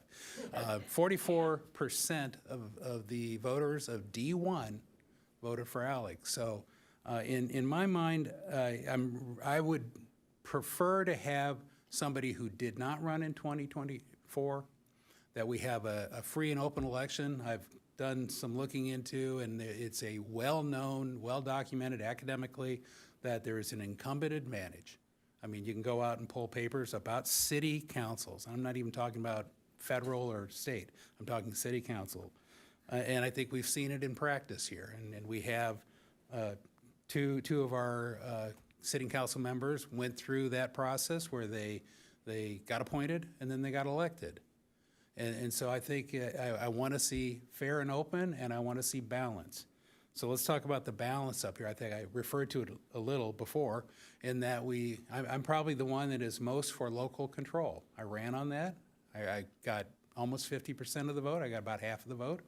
I believe that's still a very big issue for quite a few people, not only in D1, but citywide. And I think it'll be a very important one come 2024. So, having worked closely with Glenn, I don't think we need to vet him as much, because we've seen him. We've seen him 10 years up here through some of the most acrimonious events, be it the housing element, be it the state taking more and more control. Yet, I challenge anybody to remember a place where Glenn did not treat the people in the audience fairly, both sides fairly. And we don't have any record there of him being one-sided or unfair. In fact, on the contrary, he has been quite uncontroversial. So with that, I would go with Glenn. I would make a substitute motion to nominate Glenn, but I probably won't get a second, so I'll leave it at that. Okay, no second. We do have a motion and a second to appoint Ms. Blackwell. And just to recap with the issues with the voting, I'm going to read the motion as I see it, and to approve the appointment of Allison Blackwell to fill the vacancy on District 1 with term ending upon the certification of the November 2024 election. Okay, go ahead and vote. Councilmember Ehlers? I think he's got the button now. Yeah. Still not showing on there. It's kind of, is it going to come? It should. There you go.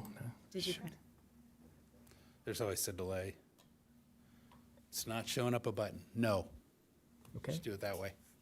Councilmember Hensy? Yes. Deputy Mayor Lyons? Yes. And Mayor Kranz? Yes.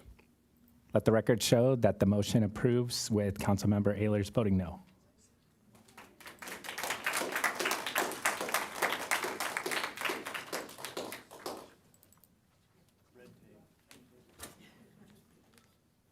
Okay, thank you all. Again, I appreciate it a lot, and I think there are some excellent candidates for 2024 in District 1 race. With that, we will move on to item 11, which is a presentation related to the at-grade crossings between La Costa Avenue and Leucadia Boulevard.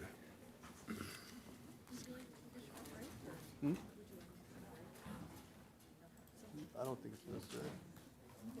Does anybody, looks like Joy just took a break. Do we need a break? No.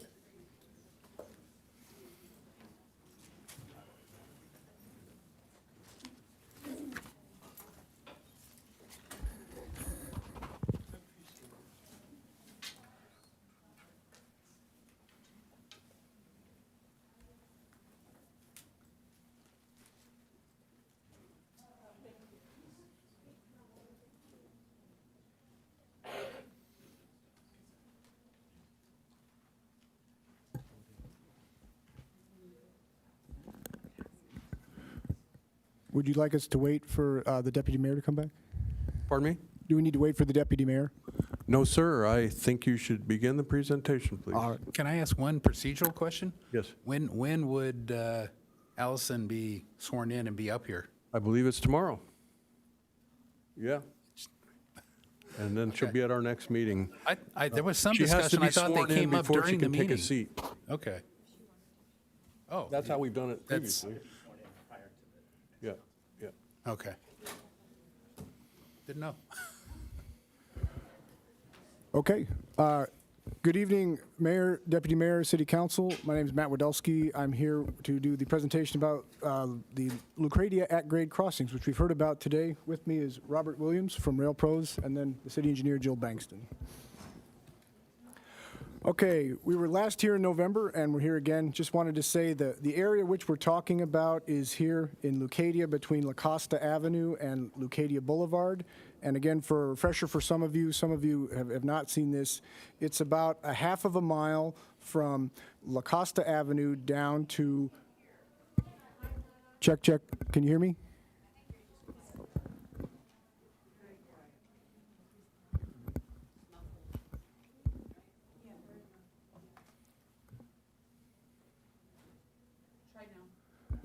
Can you hear me now? Test, test, test. Okay. I apologize. Let me kind of start over again real quick. My name is Matt Wadowski. With me is Robert Williams and Jill Bankston, our city engineer. Talking about the at-grade crossings in Lucadia. Again, the corridor we're talking about is from La Costa Avenue down to Lucadia Boulevard. And a real quick review here. The distance from La Costa Avenue down to Grandview area is about a half of a mile. And then the distance from Grandview over here down to Phoebe Street is about a half of a mile. And then the distance from Phoebe then to Lucadia Boulevard is 3/10 of a mile, 1.3 miles. And with basic geometry there, two crossings are very close to basically dividing this section into 3 equal segments. And those are the areas where we were looking at. To go very quick, the history we've had back in 2021, the council directed the staff to pursue studying at-grade crossings in Lucadia on this corridor. So the staff went out with requests for proposals, and we did solicit Rail Pros to be our consultant to do this work.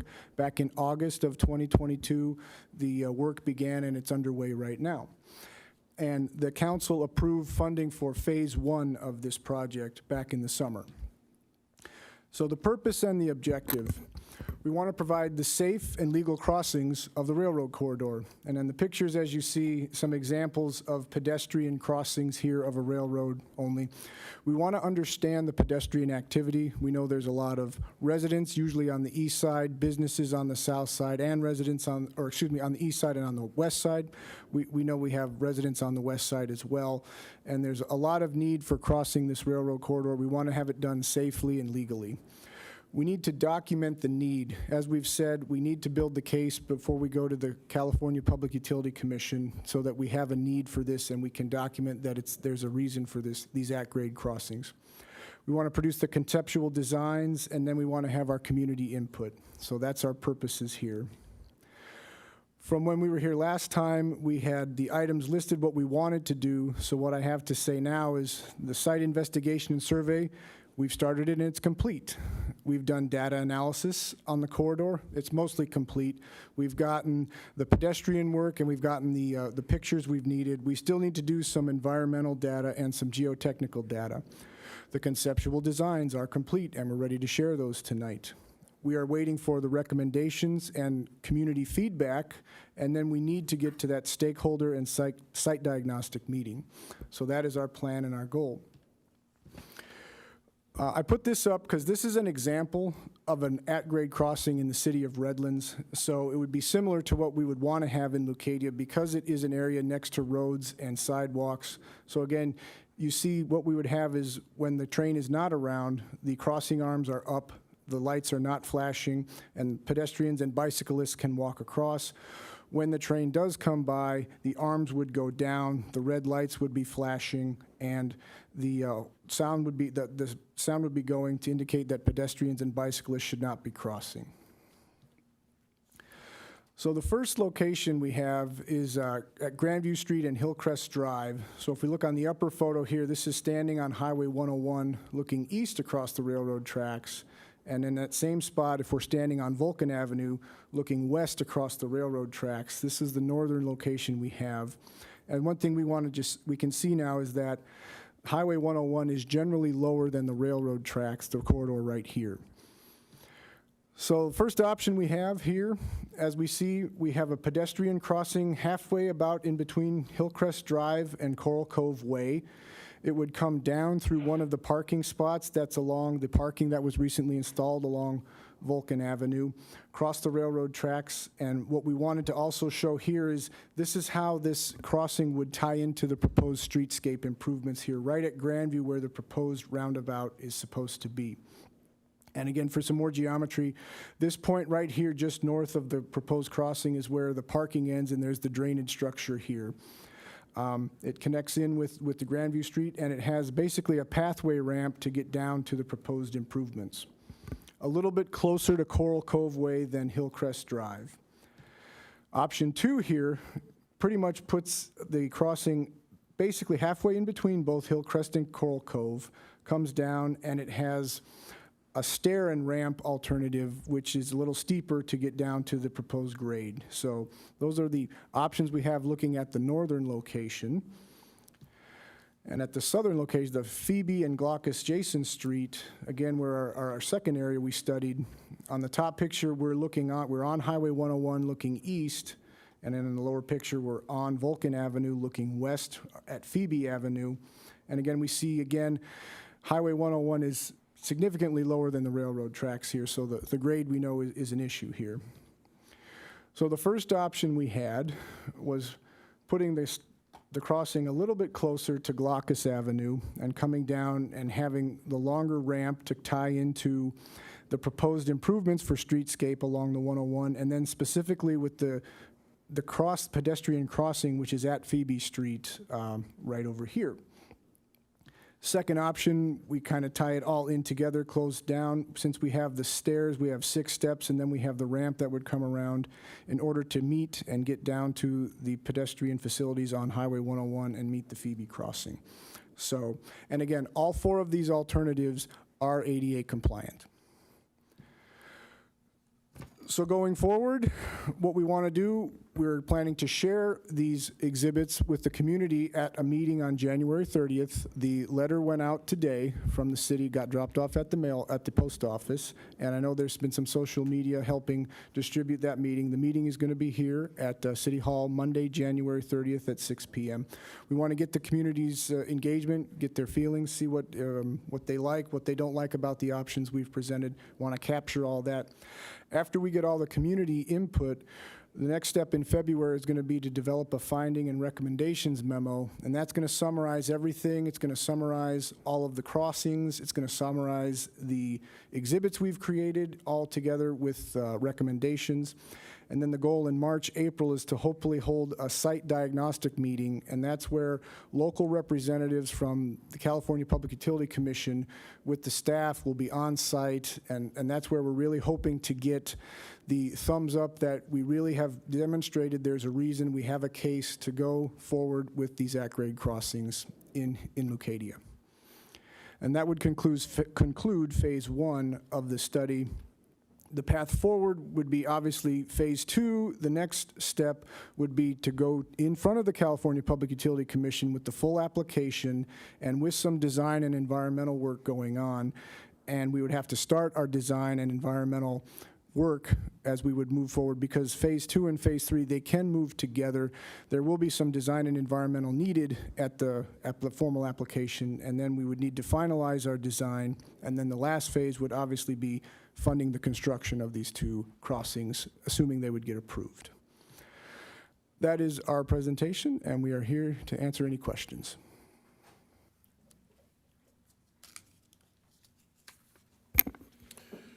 Mayor, okay, thank you for that presentation. Needless to say, I'm very excited to get to this point. This is an important milestone, and I know there's a lot of work ahead, but getting to this point with the data that we've accumulated, I think is really, really important and should help to make our case. Deputy Mayor Lyons. Thank you, Mayor Kearns. Nice work, Matt. Thank you. I have a question about, I wonder if you could pull up any one of the plan views that you just did, that you just showed us. So we have, we're going to have 4 different plan views to show the public like this, or design options to Correct, show the yes. public, and that's great. It's always nice to have variations on it, so you get, it helps people's thought going. I find that grading is one of the hardest things for people to understand when they're looking at a plan view. Would you, or are you already considering doing cross sections or something that might show the elevation changes between the Highway 101 and the tracks in Vulcan? We can do that. We're planning to have renderings and some pictures available at the January 30th meeting. That's good. I appreciate that. I think it helps people understand. And then my last question, and it may be more for Jill. I'm not sure. It has to do with the funding, and so we're in phase 1 right now. And I understand, and I'm happy that we're moving on this. Can you remind me if we have phase 2 funded? We don't have phase 2 funded yet, so that would be one of the staff recommendations for next year's budget. And we'll have a pretty good idea about what the costs will be because we've gone through some of this preliminary work, so we'll have good numbers to consider with our budgeting, on our budgeting cycle. Correct, and Matt, if you could pull up the slide that shows the path forward. So we'll have a couple options. We could just move forward with phase 2 at this time, wait to make sure we're going to have CPUC approval, and then continue with phase 3, which is design and environmental, or we could fund phase 2 and 3 together and kind of work them simultaneously. So we'll have a couple options when we bring forward our recommendations. Thank you. Mayor and Council, we do have 3 public speakers on this item. I don't know if you wanted to. Okay.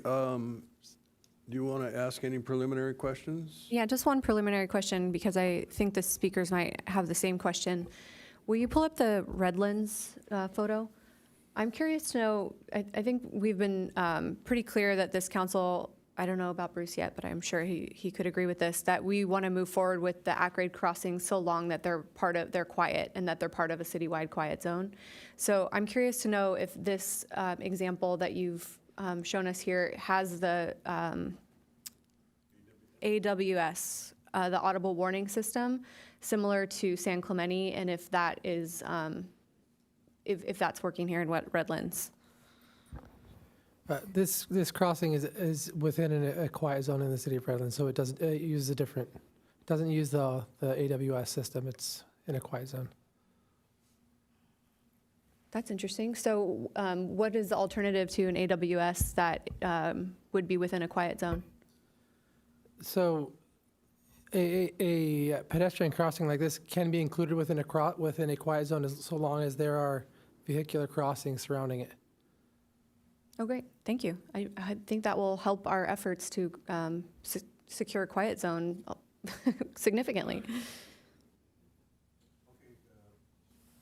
Councilor Ehlers. A follow-on to Kelly's question. So I think, as I remember reading before, the quiet zone, there's an infrastructure that has to be built in order to support it here.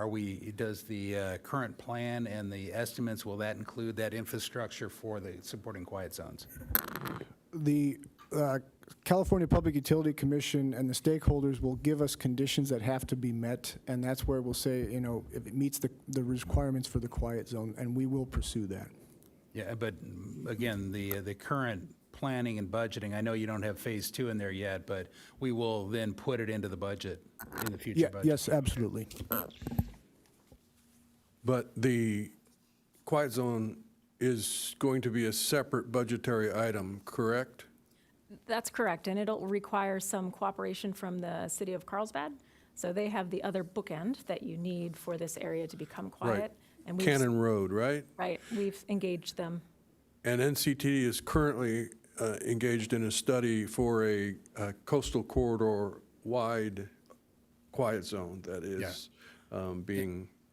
Yeah, and I think I understand quiet zone as a implementation is corridor wide and includes Carlsbad. But when I read the report, there was also a mention of there's a certain level of infrastructure. If we don't put it in, you're going to be ripping stuff up. It's a lot more expensive to put in later. What I want to make sure is that this improvement, this crossing improvement, has the conduit, the location for the sensors and the local bell horns. That was very clear, I think, in the report from, I don't know, last year sometime. Yes, and I think that the answer, staff gave the answer already on that, so yes. Okay, public speakers, please. Mayor, we have 4. I'll call you up one at a time. Diana Nunez, Dolores Lodel, June Hansberger, and finally Chris Ryan.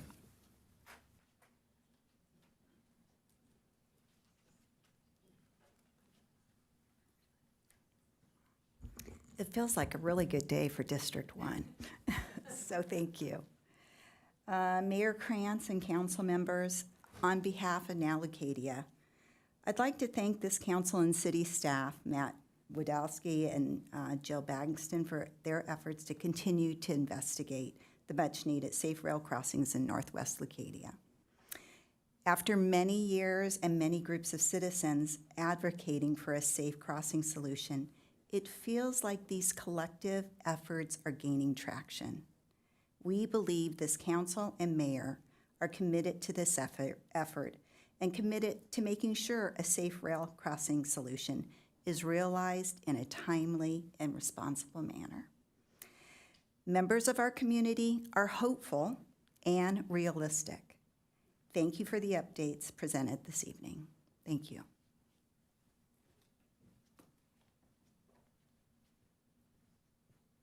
Hi, Dolores Lodell again, Hillcrest Drive. And I've been here many, many times over the last 20 years talking about the railroad crossing.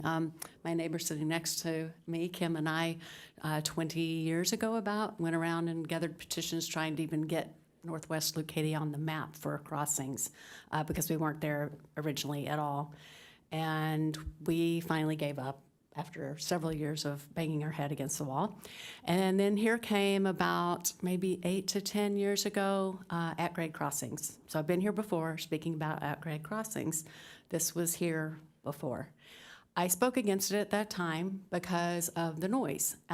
If you just are sitting at a restaurant at Leucadia Boulevard and a train goes by, it's deafening. If you're walking along our walkway on Vulcan, it's deafening.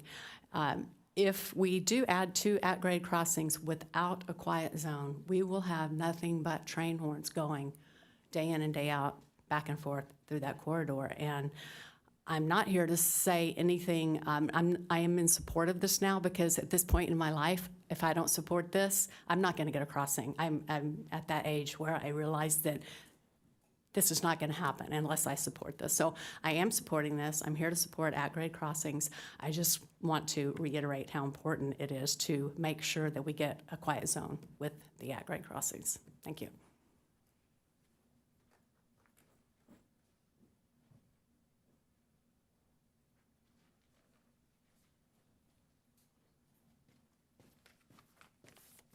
Good evening again. This is a great day for District 1. Thank you, everybody. So I'm all about mobility. Again, I have a couple questions. I don't know if I'm allowed to ask, but you said that you did a study on need, and you put like some slides up with the cut tracks and the dog walkers, and I just didn't know, what were the results of that study? Did it show that we have a need for an at-grade crossing, or I thought that was, so are they allowed to, can he answer me? Okay, so that was question number one. Number two, can you guys please fund, when you go to funding, we would like phase 2 and phase 3 funded all together because we have waited long enough for this. And I'm so thankful for you guys doing the study. It is really fabulous. The other thing I just want to address about mobility, which I know it's too late for the rest of my PowerPoint. I emailed it all to you. You're welcome. Sorry. Anywho, but we need mobility in Leucadia, and we don't have mobility on the on the 101 really, but also on Vulcan. We need that path put along Vulcan so that we can access these at-grade crossings. Right now, again, the cars are parked nose in. City staff, thank you so much, because I know that they are trying to get grants to fund a path so that we can access safely these at-grade crossings, which is so needed in Leucadia. Right now, we do not have any access. So we really need a trail along 101 and these rail crossings. And I'd love to know what the study showed. Thank you.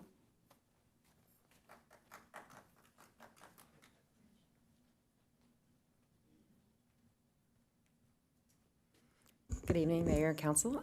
Sorry I was late to the meeting. I had another meeting. Came right here when I found out this meeting was still going on. I just didn't really prepare anything, but I just wanted to voice my support for at-grade crossings in Leucadia. I really want to thank all the women, mostly women, who have been coming forward and formed an organization who has really fought for Northwest Leucadia. And I want to thank all of them for all of their hard work and really getting something done for my district. I did have a question, too, that I know hopefully someone will ask of staff. It's a question regarding letters and who's going to be noticed of the January 30th meeting that I'm hoping that a lot of my neighbors will be able to attend. So perhaps somebody can ask staff how broad of a mailing it's going to be that was sent. Very excited for what's happening in District 1. Sorry I missed all the fun earlier. And thank you very much. Final speaker, Glenn O'Grady. Glenn O'Grady, just a question about timing. As far as I know, Sandag and NCDD hasn't really determined the double tracking layout through that area. Is their timing going to affect our timing? And if we put it in there with a single track, even if there's, I mean, if they change the alignment, any cost of having to change that those crossings, who has to pay for that? Do we have to pay for it again? I mean, again, from a timing standpoint, because as I say, I understand that NCDD and Sandag hasn't really determined the actual specific alignment of those two tracks. But again, as somebody who has long advocated doing this, when I years ago went up to San Clemente and walked through there and stuff. Now, at least at the time, they weren't a quiet zone because they don't have a south end road crossing to establish I mean, they were talking to Oceanside to try to get them to go into a quiet zone for them, but they have that AWS system kind of thing. So, and again, from a timing standpoint, our trying to negotiate with Carlsbad, is that negotiation going to affect the timing? I mean, if we haven't come to an agreement with Carlsbad, are we still going to put it in? Again, from a timing standpoint, are we just going to wait till we either do or do not have an agreement with Carlsbad? So just those angles I'm just curious about. Not unreasonable questions, not easy to answer at this time. The track alignment, I think, is unknown and will be for a while. And even once they establish the location of the second track and how they're going to realign those tracks, it is unlikely to be built very soon. So I think that's one of the approaches that we're having here is this is reasonable. These at-grade crossings are especially reasonable given that they are somewhat interim, that there will be a future change, whether it's to drop the tracks or whether it's to double track in place, whether a second track goes on the east side. You know, those are all questions that haven't been answered yet. I think that there were several questions. I hope you can answer them. I will second the comment about the advocacy of the Northwest Leucadia residents and particularly the group. I do know that a critical part of this process is to have strong support politically, and that is both from the community, as well as the council. So it is critical that we continue to speak in support of this. Obviously, there are some issues that could cause some hesitation, and blaring train horns would be one of those for me. So I think that continuing to advocate for the San Clemente solution, which I think originally had a waiver because they didn't have a quiet zone, and at the very least, if we don't have a quiet zone, my hope is that we could get a waiver just like San Clemente. I've always called this a San Clemente solution, and I think that's a good approach. Is there any way that you could, with regard to the question about a phase 2 and phase 3 together, I certainly will support budgeting for that, but I think it's critical that we recognize phase 3 won't be necessary if we aren't successful with phase 2, and that phase 2 is the CPUC process for approval from the California Public Utility Commissions, which regulates railroads. Is there any way to identify the cost of phase 2 and phase 3? Rough estimates? Well, what we have right now is around $300,000 to $350,000 for phase 2 and 3 for the design and going through the application process at the California Public Utilities Commission. And phase 3? Included in both. That was both the price for, because they have to move kind of in at the same time. So about $350,000. All right, and then construction? The best guess we have now is assume $1 million per crossing. Okay. I do not see any requests to speak. Yeah, that's very encouraging. Councilmember Hensy. Thank you. Yeah, I will just ask some of those questions of staff that June Hansberger asked. One, would you explain a little bit about the trespassing study and how that helps build our case at the CPUC? And then the second question was the public noticing and how we plan to get the word out for that January meeting. Yes. When we did our studies back in September, what we found, it was during the middle of the week in September, and we specifically looked on a Saturday, and what we found was on that Saturday, there were more than 220 illegal crossings of the railroad track that day, and when you divide it out to hours, there was over 22 crossings per hour. And what that shows is that there is a significant need for crossings here. This is a safety consideration that we're really going to present to the California Public Utilities Commission. So that was what we found out there. And that was with the fence in place. That's hopping the fence. Yes, and then with the, for notification, we took the 2 crossings and we made a bubble, and then we basically went 1,000 feet away from that as a radius. So everybody that lives within 1,000 feet from these 2 crossings should be getting a letter in the mail. The letters went out today, so, because it was a big mail, it was about 2,000 notifications. But I know there's been some social media assistance, and we will have this on the city website too. Again, but the meeting is here at the City Hall, Monday, January 30th at 6 p.m. over in the Poinsettia Room.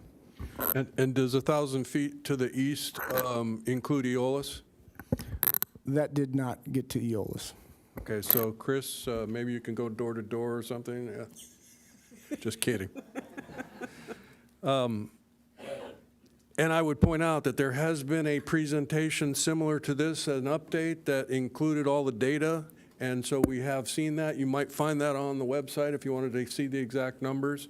I think it made the case pretty effectively. And so I'm again, cautiously optimistic. Councilmember Hensy again? That was old. I'll withdraw. Old? I didn't clear that. Okay. Thank you. And before we go, since Jill is here, I would like to applaud her and her team. It's a different subject, but it's an award from the ITE. Tell me what ITE is again? Institute of Transportation Engineers. Okay, and it's an award for the North Coast Highway 101 Streetscape Phase 1 project. So congratulations to you all. It was a long time coming, and there were many, many people that were involved in this project, so this is one of those prizes that if you were to divide it up, there would be a little pile of dust on the table kind of thing. But again, thank you all for your efforts, and I'm looking forward to continuing this process. Thank you. Okay, so pulling up the agenda here again, that means that we're into council member initiated items, of which there are none. Next is city council member reports pursuant to AB 1234. I have nothing. I'll just report that I had my first duty as an SD San Diego Community Power member today, and it was to attend an orientation about our clean energy that we are a part of here as a city, and it was very thorough and very energizing and inspiring. So I look forward to my service on that board, and thanks for the appointment. Nothing to report. Okay, that takes us to city manager report. Thank you, Mr. Mayor. So a couple just quick announcements. The Greek Church Housing Element Site Project is going to the Planning Commission tomorrow night, for any of you who are following that. And our new Housing Solutions Manager starts with us on Monday. Okay, very good. And city attorney reports. Thank you, Mr. Mayor. I have a couple of brief items. The first one is just a brief report on AB 1909, which is the bicycle omnibus bill. It makes a few major and minor modifications to bicycle laws within the state. A couple of the more significant ones, it sort of amends the 3 feet for safety rules effective the first of this year. It requires when a bicycle is traveling in a lane or immediately adjacent to a lane, that not just 3 feet for safety, but if there is an available adjacent lane next to the bicycle in the same lane of travel, the motorist is required, if it's safe to do so, to switch lanes in that available lane and pass the bicyclist that way. The second part of the bicycle omnibus bill that I will discuss is amendment to Vehicle Code 21456.2. As we all know, bicyclists are required to follow the rules of the road. Typically, when a bicyclist is at an intersection where it's controlled by both a traffic signal as well as a walk signal, the bicycle has to obey the traffic signal, not the walk signal. This amends Vehicle Code 21456.2, effective in 2024, so that when there is a red light, a pedestrian and a bicyclist are facing a red light at an intersection, but there is a walk signal that allows the pedestrian to walk, it would allow the bicycle to proceed across the intersection at the same time in the same manner as the pedestrian would.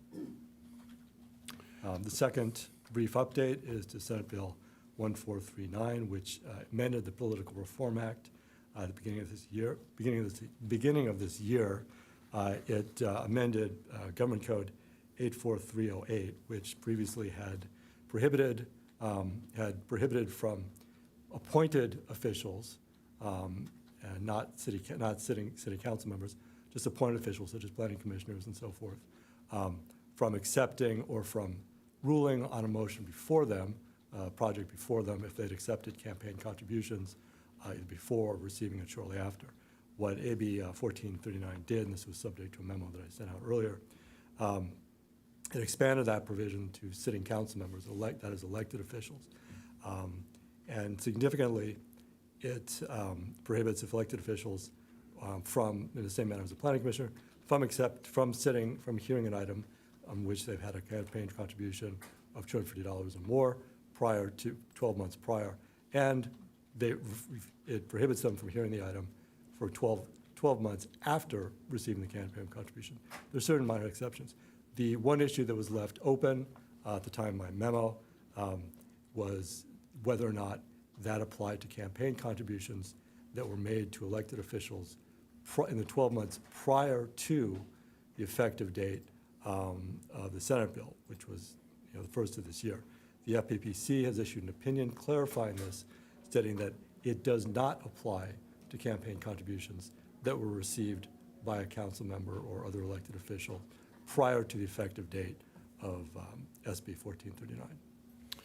May I? And there's also, in, the language says more than $250. Correct. So with the city's campaign contribution limit of 250, we're not more than 250, so it doesn't apply to.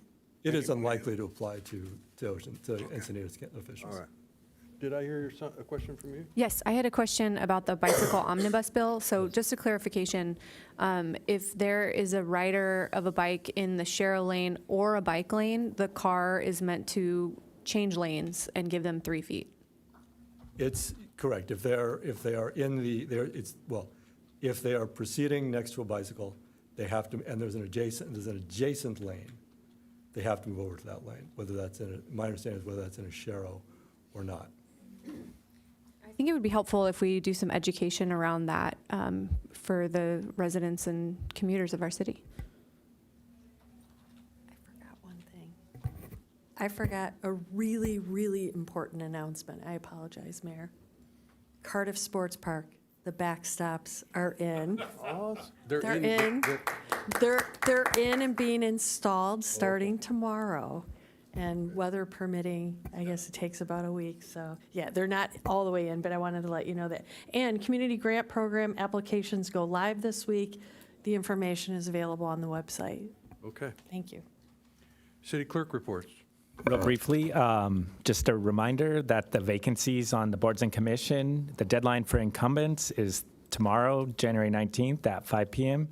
And deadline for all other applicants is the following Thursday, the 26th at 5 p.m. And there's information on the website and the application's available online currently.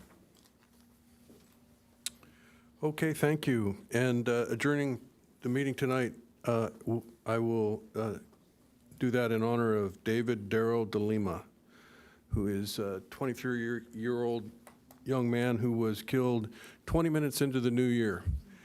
And as a city council and a community that believes in Vision Zero, it was an indication that we have a lot of work to do.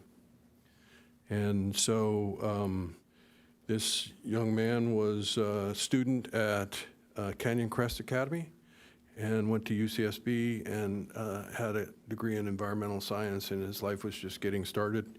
And tragic crash, hit and run on Encinitas Boulevard and Highway 101 took his life. And with that, I will adjourn in his honor and memory.